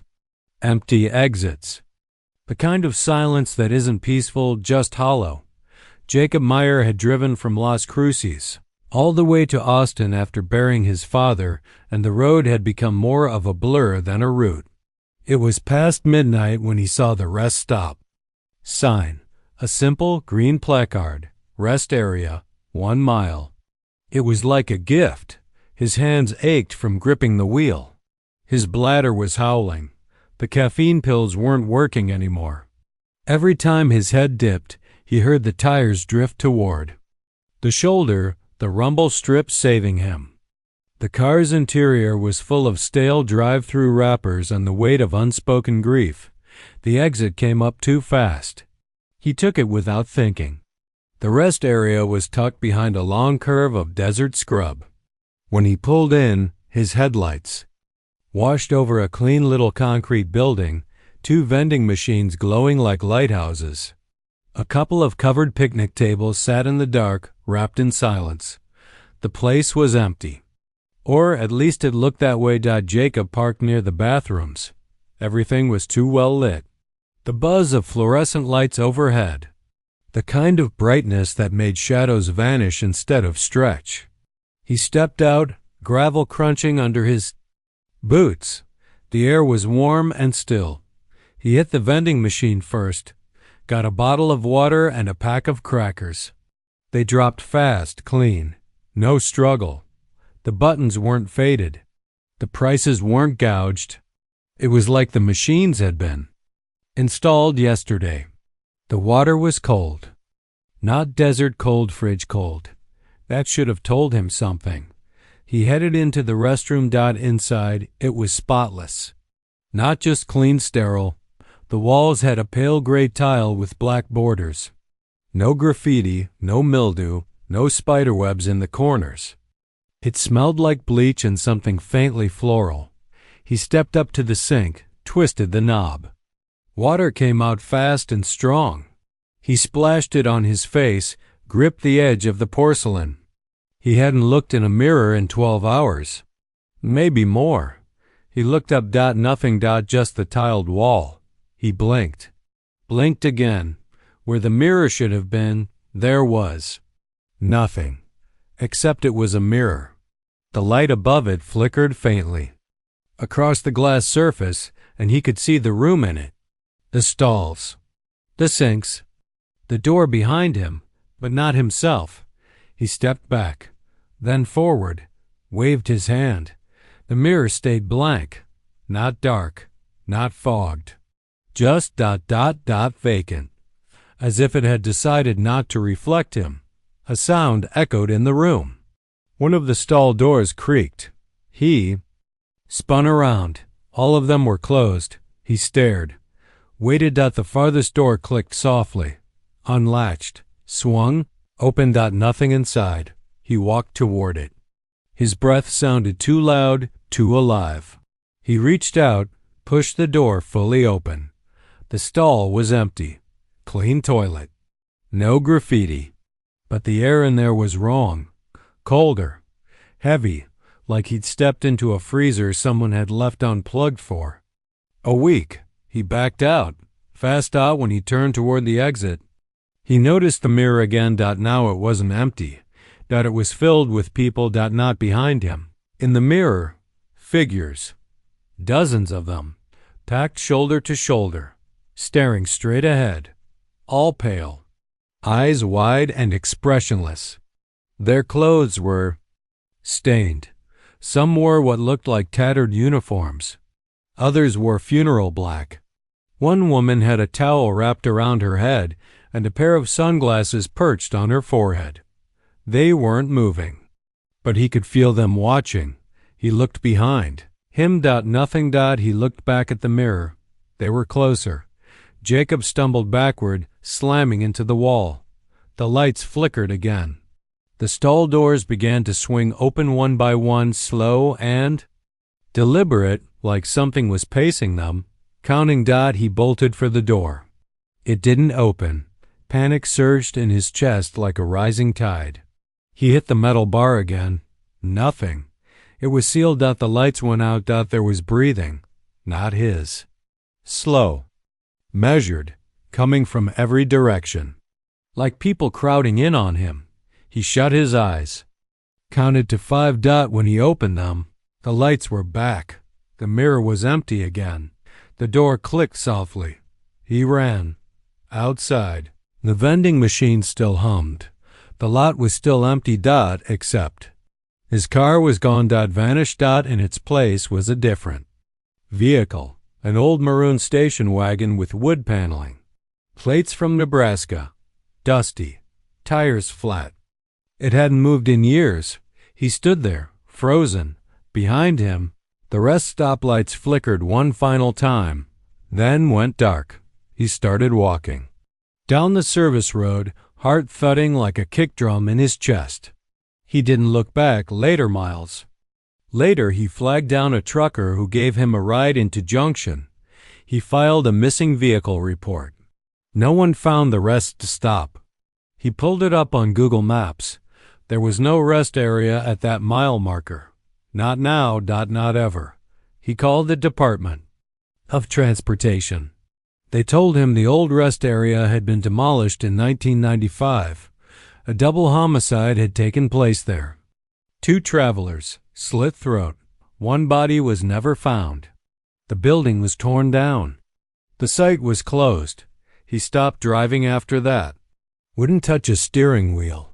But sometimes, when he's alone in the apartment and the night stretches long and unbearable, he swears he hears vending machines hum outside his window, and the mirror above his sink, sometimes it blinks.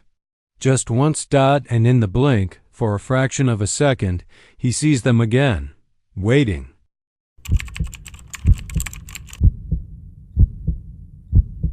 The desert doesn't forgive. That's the first thing anyone born in El Paso long enough to taste dust in their spit will tell you. It doesn't cry, doesn't mourn, doesn't bury the bones deep. It just waits, soaks up blood like a dry sponge, and breathes silence back in your face. Loop 375 runs through the Franklin Mountains like a blade. Asphalt laid over sandstone, and whatever else was left behind by men who thought they could carve a road through a place God had long since abandoned. You ride it at night and the wind screams like it's trying to talk you out of something. Or maybe it's just trying to warn you. That road, Trans Mountain Drive, officially isn't haunted the way most places are. There's no old woman in white, no phantom hitchhiker waving a thumb. No.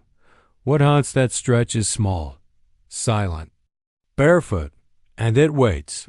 The first report came from a rookie MT named Javier. December night. Cold enough that even the lizards stayed underground. He was driving back from a false alarm near the west side when he saw him, just a kid, standing alone on the shoulder near mile marker 62. No shoes, no coat, arms at his sides, staring into the scrub like he was listening to something only he could hear. Javier slowed down, flicked his lights. The boy didn't move. Protocol says you stop. So he pulled over, hit the flashers, grabbed his radio. Walked over. Hey kid, you okay? No answer. Just the wind. And that awful, too loud silence the desert wears after midnight. The boy turned his head. Not all the way. Just enough that Javier could see half his face. One eye was swollen shut. His lips were cracked. And on his chest, scribbled in grime, was the number 309. That's when the lights on the ambulance died. They found the rig still idling 3 hours later. Lights off. Doors wide open. Javier's boots were there. His belt. But no Javier doubt the radio was hissing one word on a loop every 3 seconds. Why? Why? Then came more stories. Always the same. A long-haul driver hauling freight to Tucson. A nurse from the night shift. A high school teacher heading home from a parent-teacher conference. All of them reported the same thing: a child on the side of the road, barefoot, quiet, eyes that seemed too old, too dry. The ones who stopped weren't seen again. Not alive anyway, but it was the others, the ones who didn't stop, who started to hear things. It usually started with a feeling. Like someone was breathing on your neck. Then came the whispers. Soft at first, like they were leaking from the air vents. Then closer, personal. Why didn't you help me? Some reported seeing small handprints on the inside of their rear windshield. Others found sand scattered across their back seats, desert sand, red and dry, with tiny heel marks. One woman said she caught a glimpse of something in her rearview mirror just before sunrise, a child sitting in the back, skin cracked, face turned toward her, smiling like a broken doll. Then there were the screams. One man, a West Texas radio DJ doing the graveyard shift, made a call-in segment out of it. Desert Myths and Road Ghosts, he called it. People phoned in from all over El Paso, some from Las Cruces, even a soldier stationed at Fort Bliss. Every one of them had heard the same thing. 3:09 a.m. That's when it started. One woman said her baby monitor picked up a voice at that exact time. He's cold. Why won't anyone help him? Her baby was found standing in the hallway the next morning, covered in dust, smiling. Then, of course, came the urban legends. The boy was a migrant who died crossing the desert. The boy was a ghost of a murdered child no one claimed. The boy was never a boy at all, just something old, wearing a child's skin like a disguise, trying to get inside. Get close. But the most chilling story, the one people whisper but never write down, goes like this. There was a bus. A small school bus, maybe back in the late 70s or early 80s. The kind used to transport special needs kids to and from their homes in the rural desert. No one knows the date. The records are gone. Burned in a fire at the old district office, they say, but the story remains. The bus vanished on its way home one cold evening. Took a shortcut down what would one day become Loop 375. A storm hit. Wind, rain, mudslides. The search went on for weeks. Not one body was recovered. Not one trace of the vehicle, except 5 years later. A construction crew laying the foundations for the loop uncovered a strange depression in the soil near mile marker 62. Buried under the earth was a child's shoe. Size 3. The tongue was marked with a name in fading ink. Elias. Nothing else was found.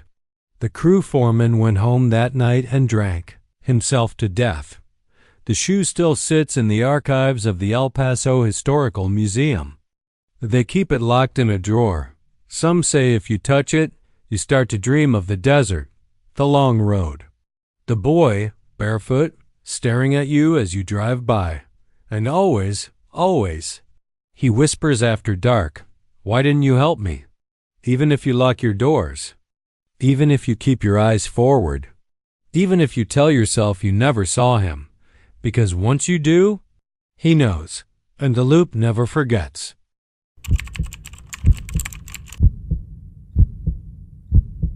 Ricky Trent was the kind of guy who liked night drives alone, engine humming low, a cigarette glowing between two fingers, and AM radio barely holding a signal. He said it helped him think. Said it reminded him of the nights his old man used to drive aimlessly just to stay out of the house. But on the third Thursday of October, somewhere between Laredo and Abilene, Ricky picked up a hitchhiker. And after that, he never drove at night again.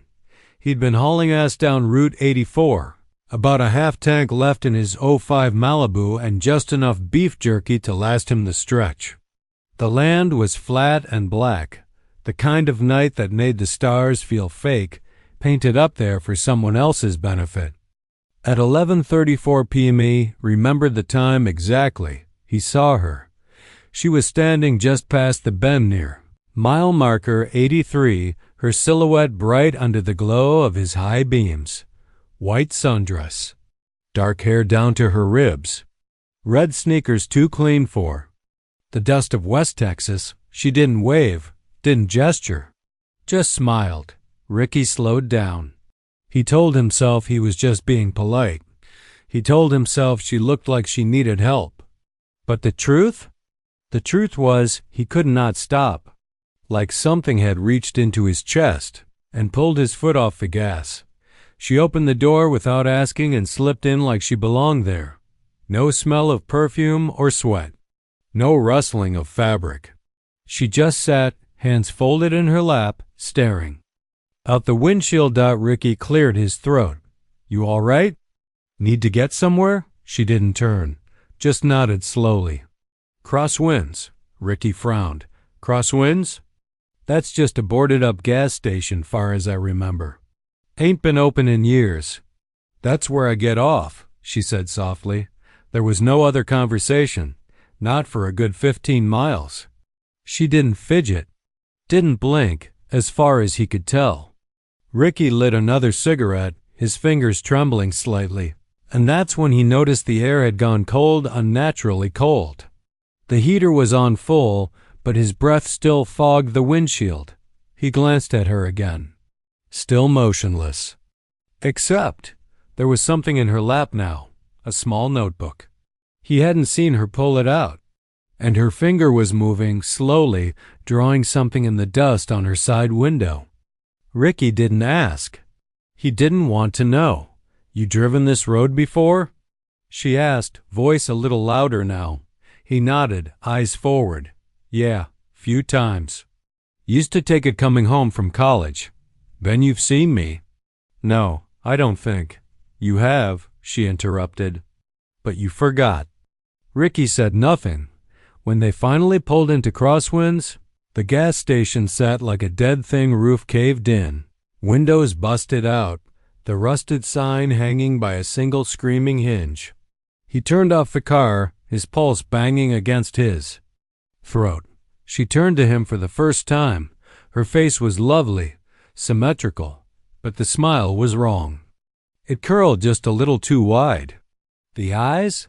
Black, not like dark brown, not like shadowed, black, glossy, deep. Thank you, she said, and then she was gone. Not open the door, gone. Just gone. Ricky sat in the driver's seat, paralyzed. He finally scrambled out of the car, heart in his mouth, and did a full circle around the vehicle. No open doors. No footprints in the dirt. The passenger seat was untouched. Like she'd never been there. And then he saw the writing, on the inside, of the rear windshield. Not fogged. Not smeared. Written Sheila. It looked finger-painted. Cursive. Delicate.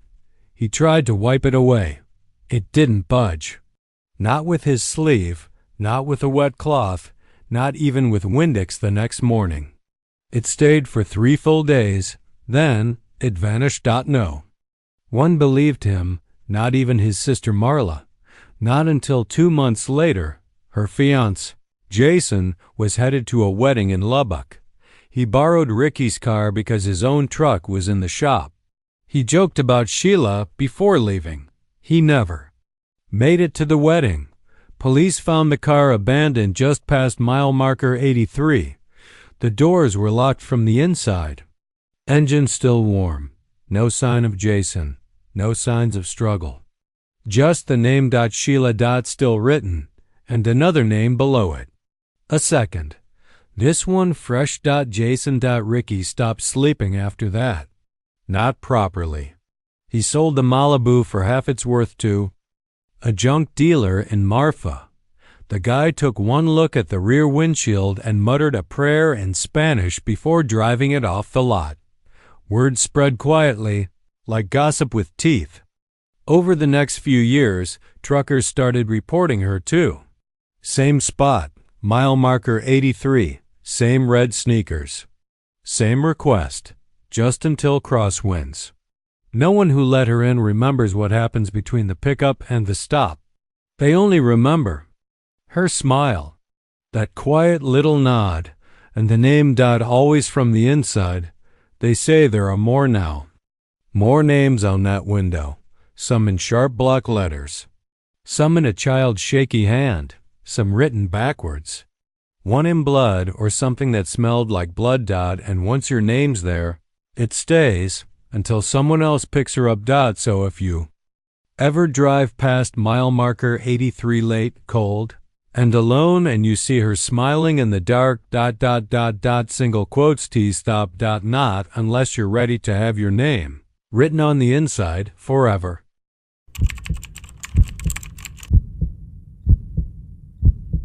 They say nothing good comes from Pecos after dark. You'll hear it in bars where the jukebox skips and cowboys pretend not to watch the door. You'll hear it whispered at truck stops when the wind carries too much dust. But no one tells you. Why? They just drink faster and check their rear view before heading out. Eli Bernal wasn't from Pecos. He was just passing through. Coming off a long-haul job from Baton Rouge to Phoenix, his Kenworth had blown a gasket 6 miles outside town. Oil light blinked, engine coughed like it had caught pneumonia, and just like that, Eli found himself coasting down into the dry, hard spine of West Texas with nothing but a dead truck, an overheated phone, and 3 hours of sleep. He limped the rig to the edge of a scrapyard and went looking for help. What he found instead was the red Ford. It was parked by itself behind a boarded-up auto shop on the east side of town. Gravel lot. Weeds grown high enough to hide most of the bumper. But the body? Immaculate. Not a single speck of dust. Like it had been polished while the desert blinked. No plates. The shop had a sign. Ochoa's Auto, but the windows were so thick with grime it looked abandoned. Eli wasn't in the mood to steal. Not yet. He circled the truck. Red, deeper than candy apple, almost maroon. Chrome so clean it showed his stubble and bloodshot eyes. The tailgate was latched shut, but a crust of something dark clung to the seams. It looked like dried oil. Or blood. That should have been the first red flag. It wasn't. The second came when he touched the driver's side door and it swung open before he even tugged. The cab smelled faintly of leather and old pine and something underneath.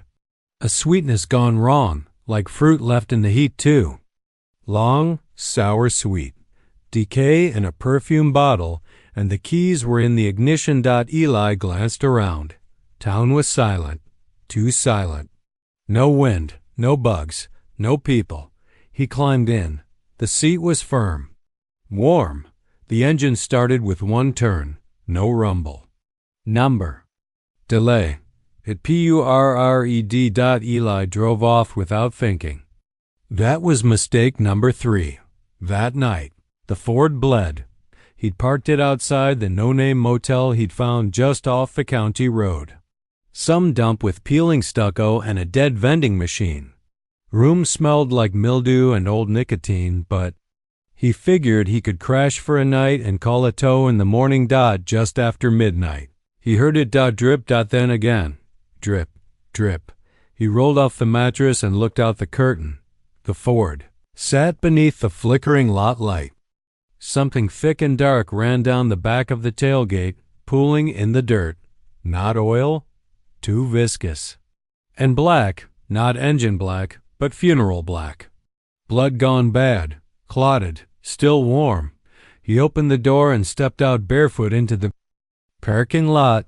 The wind picked up, carrying the sharp tang of iron and rot. The puddle was growing. He crouched and touched it, sticky, warm.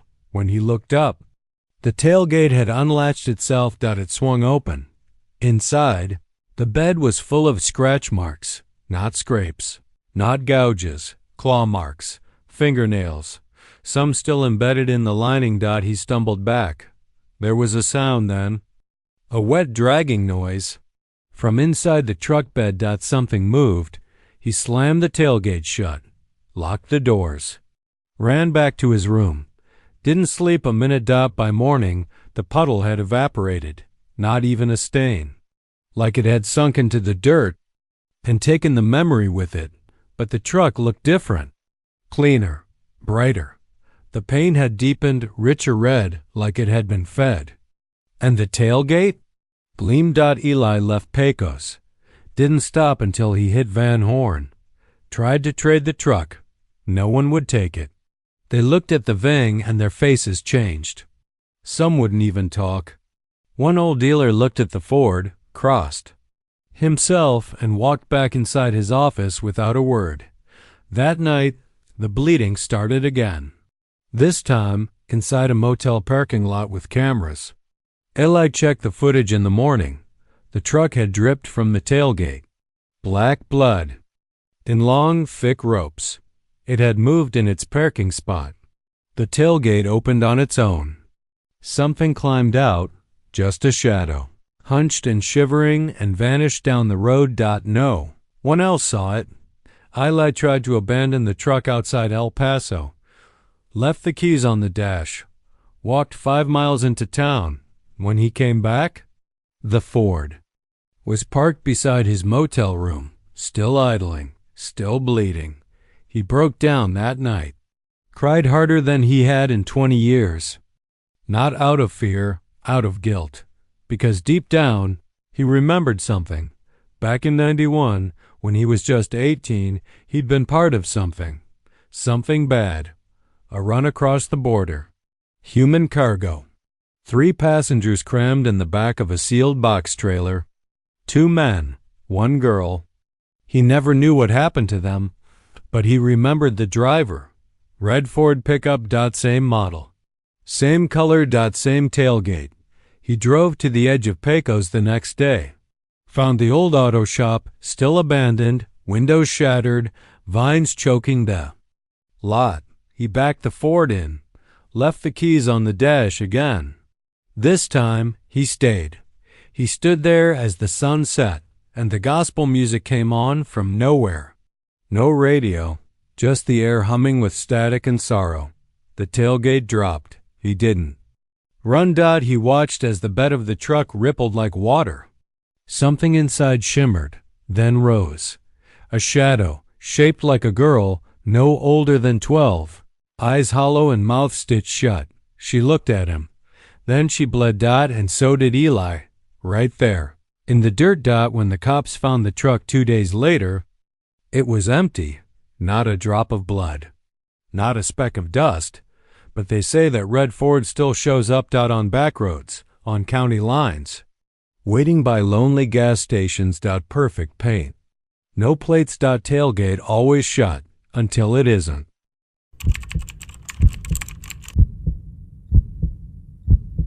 They call it Whispering Rock because it hums. No one knows why exactly. It's a group of jagged stones poking out of the desert east of Marfa, halfway between a ghost town and nowhere. The wind moves strange around that spot. Campers say they've heard their names carried on the breeze. Others have said they heard things no one should ever know, secrets they never told a soul. The land feels old, like it remembers blood. But worse than the rock is the woman who waves. Tommy Delgado was a travel vlogger. Not the big kind with millions of followers, but he had a decent audience. He liked finding strange places, abandoned buildings, forgotten towns, that kind of thing. He was passing through West Texas when a local in a diner told him about Whispering Rock. "There's something off about it," the old man said, voice cracked like gravel. "Sometimes she's there, just standing, waving. But don't wave back, no matter what." Tommy laughed it off. He thought it was a good story for clicks. Shot his intro with his drone, showed the rock formation under the setting sun. Described the local legend on camera, all the usual stuff. As he was filming the closing shot with the GoPro mounted to his dashboard, he saw her, a woman, standing perfectly still beside the rocks, facing the road. She was barefoot, wearing an old white dress that moved just slightly in the breeze. Her face was hard to make out, almost blurred, like the lens refused to focus, but her hand was raised. She was waving. Tommy slowed down, didn't stop. But as he passed, a chill went through him. Not fear recognition. He didn't remember ever seeing her before. But something inside him whispered, "You've seen her. You've seen her in dreams you forgot when you woke up." He waved back. A small one. Just 2 fingers raised from the steering wheel. Out of habit. He didn't see her again, not on the drive. Not that night. Not on the footage. He uploaded the video. A day later from his motel in Pecos, views started trickling in. Then something strange happened. Comments flooded in about the woman behind him in the motel window. He checked the video. At the 8:47 mark, there she was, not waving. Just standing behind the curtain in the motel's back window. Barefoot, dress fluttering. Tommy froze. He hadn't filmed near the window. The door had been locked. He hadn't even opened the blinds. He shut the laptop and unplugged everything. Left that night. Drove 4 hours east without stopping until the sun came up, but it didn't end. That night, in a truck stop bathroom near Arizona, he saw her again, not in real life, in the mirror. He bent to splash water on his face, and when he looked up, she was behind him, closer now. The edges of her smile twitching at the corners like something stretched too tight. Her eyes too wide, too still. She wasn't waving this time. She was watching. He spun around. Nothing. But the reflection? Still there. She didn't move, didn't blink. Just stood, watching, while his own reflection stared back beside hers. He smashed the mirror with the paper towel dispenser. The glass shattered, but her face stayed burned in his vision. That smile. That stillness. Over the next 3 days, he stopped sleeping. Every reflective surface showed her somewhere, behind trees, under bridges, in the sheen of his phone screen, even puddles. The only time she wasn't visible was when he was waving. So he started waving constantly. Left hand, right hand, both. People thought he was losing it, honking, yelling, calling him names. But if he stopped, even for a second, her face came back, closer each time. He stopped uploading. His channel went quiet until a final video appeared a week later, posted automatically from a queued upload. A short, 6-minute clip titled, "Don't Wave Back." In it, he's pale, lips cracked, waving as he speaks in a frantic whisper. She follows. She remembers. It's the wave it gives her permission. She's not a ghost. Not exactly. She's an invitation. You invite her in. When you wave. The last frame is of Tommy asleep in the driver's seat of his car at a gas station. The camera still running.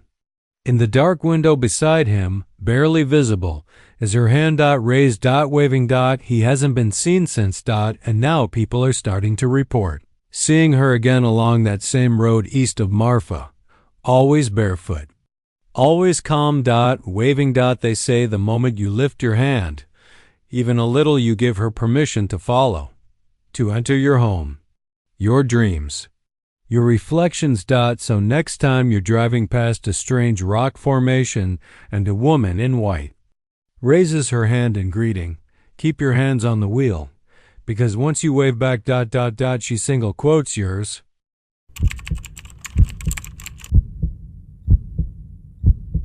It starts with a flicker, just a blink. Like your eyes caught something they shouldn't have. Most folks ignore it. Just a glint in the rearview mirror, they say dust on the glass. A shadow cast by headlights behind them, even when there's no one on the road. But down near Laredo, especially on FM 170, cutting through the desert like an old scar, that flicker is a warning. They call her La Chica del Espejo, the girl in the mirror.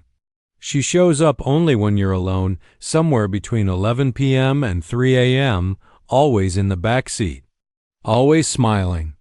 And then she opens her mouth too wide. It happened to Javier Morales on a Wednesday night in late September. He was heading home from a job site near Eagle Pass. Had just finished a grueling 14-hour shift laying pipe under a sun that never blinked. The crew had gone north, but Javier lived south, alone in a trailer parked on his uncle's land, outside Laredo. He liked the late drive desert cool, radio humming, and nothing but the stars to keep him company. That night the air was dry and the moon was low. He was sipping lukewarm gas station coffee and tapping the steering wheel to an old Freddie Fender song when the cab turned cold. Not roll the window up. Cold, grave cold. The kind that sticks to your spine and makes your skin crawl like it's trying to leave without you. At first, he thought it was the SC acting up. Then he saw the fog. Just a whisper of condensation curling at the edges of the rear view. And behind it a shape, a girl. He caught just a glimpse at first. Pale skin, black hair so long it pooled around her shoulders. She was sitting upright in the back seat of his truck, still and small, like someone waiting for permission to speak. Javier jerked the wheel, heart pounding, and turned around. No one. Empty seat. But when he looked back at the mirror, she was still there. Smiling. Not laughing. Not grinning. Just a soft, gentle smile. The kind you'd give a child before a lie. The kind that says, it's okay. Everything's going to be just fine, even when it isn't. He pulled over hard, dust spraying up in clouds around his tires. Threw the door open and leapt out. Circled the truck. Opened every door. Checked under the seats, in the truck bed, even in the glove box like a madman. Nothing. No sign of her. No sign of anyone. He stood there, panting under the wide-open sky, hands shaking. The desert hummed around him, quiet and wide and too still. Finally, after convincing himself it was a trick of the glass exhaustion, maybe he climbed back in and kept driving. But the girl came back, about 10 minutes later after he crossed an old cattle bridge with no name. He caught her again in the rear view. She was closer this time, just behind the driver's seat, her chin tucked down, her lips still curled in that smile, and her eyes empty.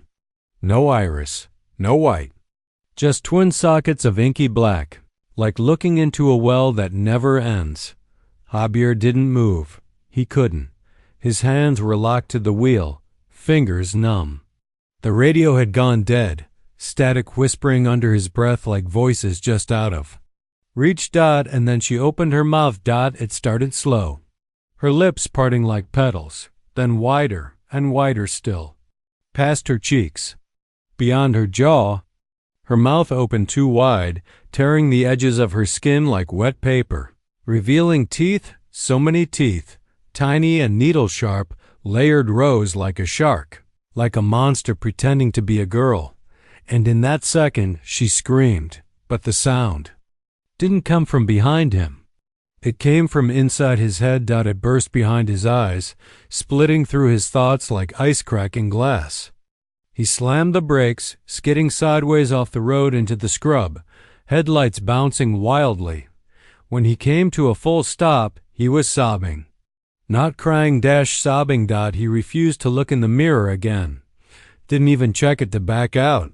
He reversed blindly, tires spitting gravel, and tore down the road until he reached the edge of Laredo's city lights.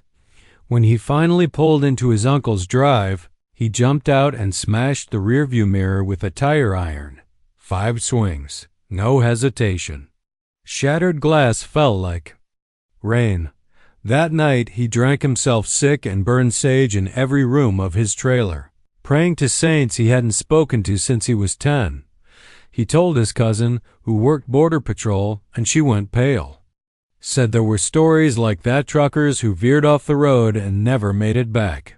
Accidents with no brake marks. Some said they were cursed by the girl who rides alone.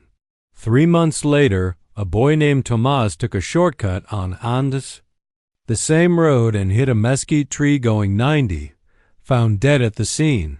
No alcohol, no brake marks, but the dash cam recorded something strange. In the last 2 minutes of footage, his eyes are fixed on the rearview mirror. His lips are moving, repeating something, the same words, over and over. She smiled.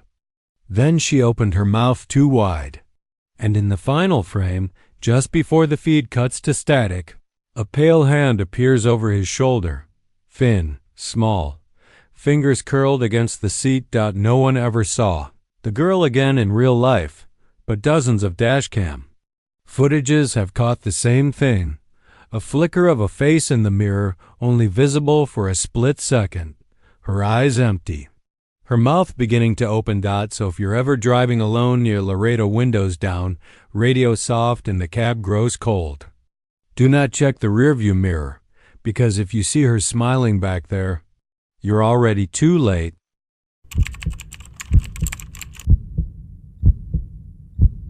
Frank Redmond lived by the map. That wasn't just some metaphorical trucker's wisdom. He had his routes, his fuel stops, his overnight lots, all pre-planned down to the mile. If you wanted to know where he'd be at 3:16 p.m. on a Tuesday, you could open his logbook and point to a dot. That's how he stayed safe. That's how he stayed sane. But the map failed him. It was his 3rd straight night on the road, hauling consumer electronics from Albuquerque to Austin. The route was routine, eastbound through the high plains, then south on Route 163. He'd done it 24 times before, and he liked to say, "This road knows me better than my ex-wife." He passed mile marker 223 just after 11:49 p.m. The sky was dark but clear, stars clean and sharp as glass.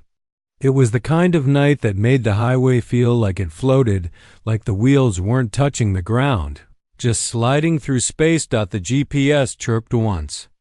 Continue straight for 42 miles. Frank grunted, took a swig from his thermos, and reached to cue up his usual late-night playlist, old school, outlaw country with enough twang and sadness to hold off sleep. But then the GPS chimed, again, unprompted. Exit in 0.5 miles. Turn right onto Witterson's Trail. He blinked. That didn't make sense. There wasn't any exit for another 20 miles. And Witterson's Trail? He'd never heard of it. It sounded like something out of a fairy tale. He tapped the screen. Zoomed. In there it was, a slender gray tendril branching off Route 163, unlabeled beyond that eerie name. No side roads, no connecting routes. Just a snake-like path curling off into the blackness. He figured it had to be a glitch. Maybe a developer's prank. Or a test road not meant for public eyes. Either way, he was too seasoned to follow a phantom. Fork off the grid, but then he saw it. The exit, plain as daylight. New, even, fresh asphalt. Pristine sign. Witterson's Trail next Roadside. He hit the brakes without knowing why. Slowed. The trailer hissed behind him. It was like the truck wanted to turn. The exit sign loomed closer, glowing green like a baited hook. He passed it by, or tried to. His headlights flickered. The steering wheel twitched. Just a shiver like a tremor under the skin. The truck drifted. Right, Wheels humming on the divider bumps, he corrected, but the wheel locked up. The exit ramp swallowed him. It was narrow, the edges loose with gravel, but still paved. Still real. And for the first few minutes, Frank figured he could loop around, get back on the highway. But there was no junction, no signs. Just the winding road, sloping downward into thick woods where the moon barely touched. The ground. He kept driving. 10 minutes. 20. The GPS froze. The time on the dash stuck at 12:07 a.m. His phone lost signal. He turned the radio back on. All he got was static. And then voices. Soft, repetitive, like whispers echoing through an old well. At first, he couldn't make them out, but slowly they began to sync. Layered, chanting, overlapping. We remember, Frank. We remember, Frank. We remember. He hit the brakes so hard he nearly jackknifed the trailer. The cab shuddered. Outside, the fog had thickened. A wet, heavy mist that clung to the windshield and made the world feel underwater. Then his headlights landed on something. A sign, not a road sign. A big wooden one. Hand-painted in red. Welcome back, Frank. He stared. He'd never been here before. Never seen this place. Then why did it feel familiar? He stepped out of the truck. The air was still, too still. Even the insects weren't chirping. He heard footsteps behind him, spun around. Nothing. Then again, closer. He climbed back into the truck, locked the doors, and threw it in reverse. The wheels spun. Gravel flew, but the truck didn't move. It felt stuck. Not on anything physical. No mud, no ditch. Just like the road wasn't letting go. Then the whispers came again. This time, inside the cab. From the sleeper berth. Don't be afraid, Frank. You left, remember? You escaped, but no one else did. He looked behind him. There were shapes in the shadows, people, half seen, faces, familiar. He remembered one of them. An old friend, Kenny Blake. They'd trucked together during the union strikes in '98. Kenny had gone missing in 2001, never found, and now, here he was, in the back of Frank's cab, pale, grinning, and whispering Frank's name over and over. Frank screamed. He slammed the gear stick, punched the gas, tore through the fog. The road twisted, curled like a snake swallowing its own tail. He drove for what felt like hours, maybe days. The time never changed. The sky stayed the same. Eventually, the truck stopped moving, not because it stalled, because the road ended. He stepped out, shaking, boots crunching dead leaves. In front of him stood a house. Old, colonial style, gray siding, porch light flickering. He recognized it immediately. It was the house he grew up in, the one that burned down in 1979, the one where his sister disappeared. He never told anyone the truth about what he saw that night. And now, here it was, exactly as it had been. Figure stood in the doorway. Tall, thin, wearing his father's flannel. Only, it wasn't his father. The thing's mouth opened, and in a voice that wasn't a voice, it said, "You came back the wrong way, son. Now you'll stay until someone else finds the exit." They never found Frank. The truck turned up 3 days later in an abandoned lot off Route 163. No fuel, no freight, cab door wide open. GPS frozen. The map still doesn't show an exit there. But late at night, some drivers swear they see a fork in the road just for a moment. They say if you blink, you'll miss it. But if you don't, you might end up like Frank. Driving a road that wasn't there yesterday and never leads back home.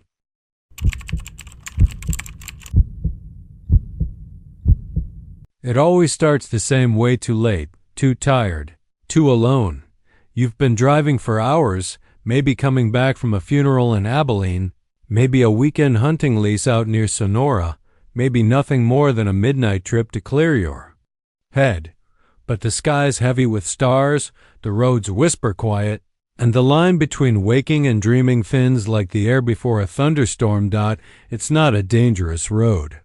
Highway 277 carves through West Texas like a cracked bone, and this stretch between Sonora and Del Rio is straight, hot, and boring as dry toast.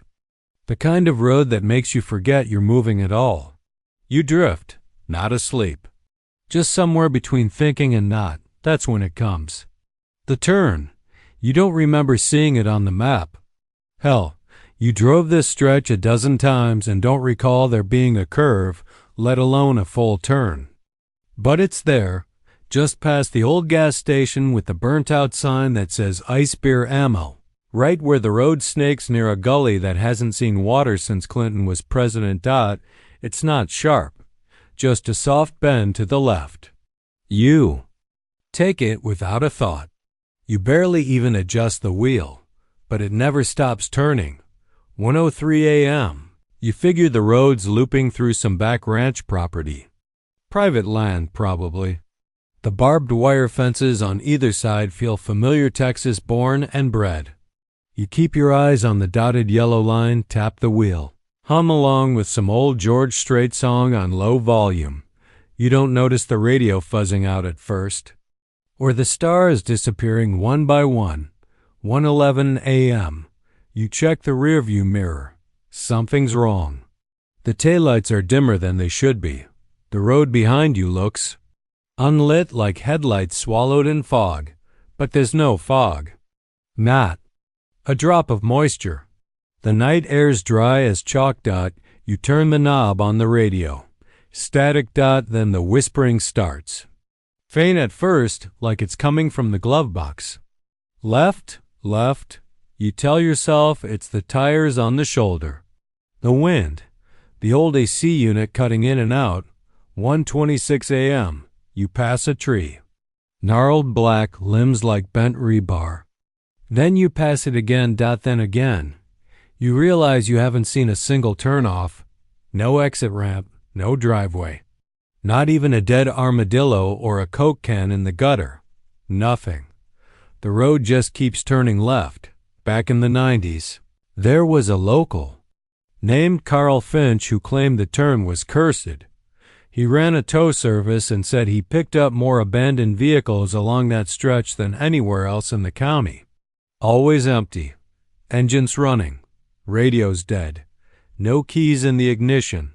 Sometimes the seat belts were looped in knots. One pickup had the seat cushion clawed to ribbons, like someone tried to crawl out of it. He stopped taking jobs there after 1997, when his cousin Jack went missing for 2 days. Jack was a quiet guy. Drank Lone Star, chewed tobacco, and didn't believe in ghost stories. Until he hit the curve. When Jack came back, he was naked, covered in cactus scratches and dust, walking down the middle of the highway toward Sonora with nothing but a spiral drawn in blood across his chest. They asked him what happened. He said the same thing over and over. It kept turning. I tried to stop, but I couldn't. It wanted me to turn too. Jack hung himself in a tool shed 6 weeks later. 1:48 a.m. You start to panic. The wheel feels tight in your hands. Not broken, locked. Your muscles ache from holding the same pressure on the wheel, but if you let go, the car swerves as if trying to turn sharper. You fight it, sweat dripping down your neck even though the temperature has dropped 20 degrees in the last 15 minutes. You try to brake. The pedal goes down, but nothing happens. The road beneath you hums louder, vibrating through the frame like you're riding on rails. And then the landscape changes. The barbed wire is gone, replaced by stones stacked into shapes, towers, spirals, circles too perfect to be made by hand. The sky above you looks wrong. No stars, no moon, just darkness, a texture of dark. Like velvet soaked in oil. The whispering returns. Not from the glove box this time, from the back seat. You look in the mirror. There's something there. Something small, bent, Smiling. Left, it says. Don't stop now. You're almost home. There's a theory. Some say the turn is a map, etched in dimensions we don't understand. An ancient pattern meant to trap motion and loop time. Maybe it was formed by a tectonic fault. Maybe something older. Maybe it's not even the road that's turning. Maybe it's you. There's an old highway patrol report that never made the papers. Officer Barry Kent checked out a missing persons call in 03. Someone reported headlights circling for hours. Off 277, never pulling off. He arrived, spotted the car from a distance, saw it taking the same turn over and over in an open field dot, except there's no field there now. Just rock and brush. He approached on foot, and before he could even get near the vehicle, the lights vanished. Just blinked out. Gone. He swore up and down the earth had folded in on itself. Like watching a drain suck in a whirlpool. He was dismissed on mental health grounds. 2 months later, 2:21 a.m. You can't feel your hands anymore, or your mouth. You scream, but nothing comes out. Your skin itches like something is under it. The spiral is in your head now, turning, pulling. You close your eyes. The road keeps driving itself, and then, as suddenly as it began, the curve straightens, you blink. You're back on the main highway. Your GPS flickers. 277, just past Sonora. The stars are out. The wind hums with heat again. You single quotes home. You look at the dashboard. 2:33 a.m. You exhale. Shake your head. Laugh nervously. It was nothing. Just a weird dream. A long stretch of curve, but when you get out of the car later that night, you notice something etched in the dirt on your floor mat. A spiral made of dried blood and hair dot, and on the back seat, a small handprint. Facing inward. They say the road only loops if it likes you. If it sees something in you, it wants to turn. So don't drive alone. Don't drive tired. And if the road starts to bend too long, too slow, don't blink. Don't. Breathe. Don't let go of the wheel, because you might come back, but you won't come back, you.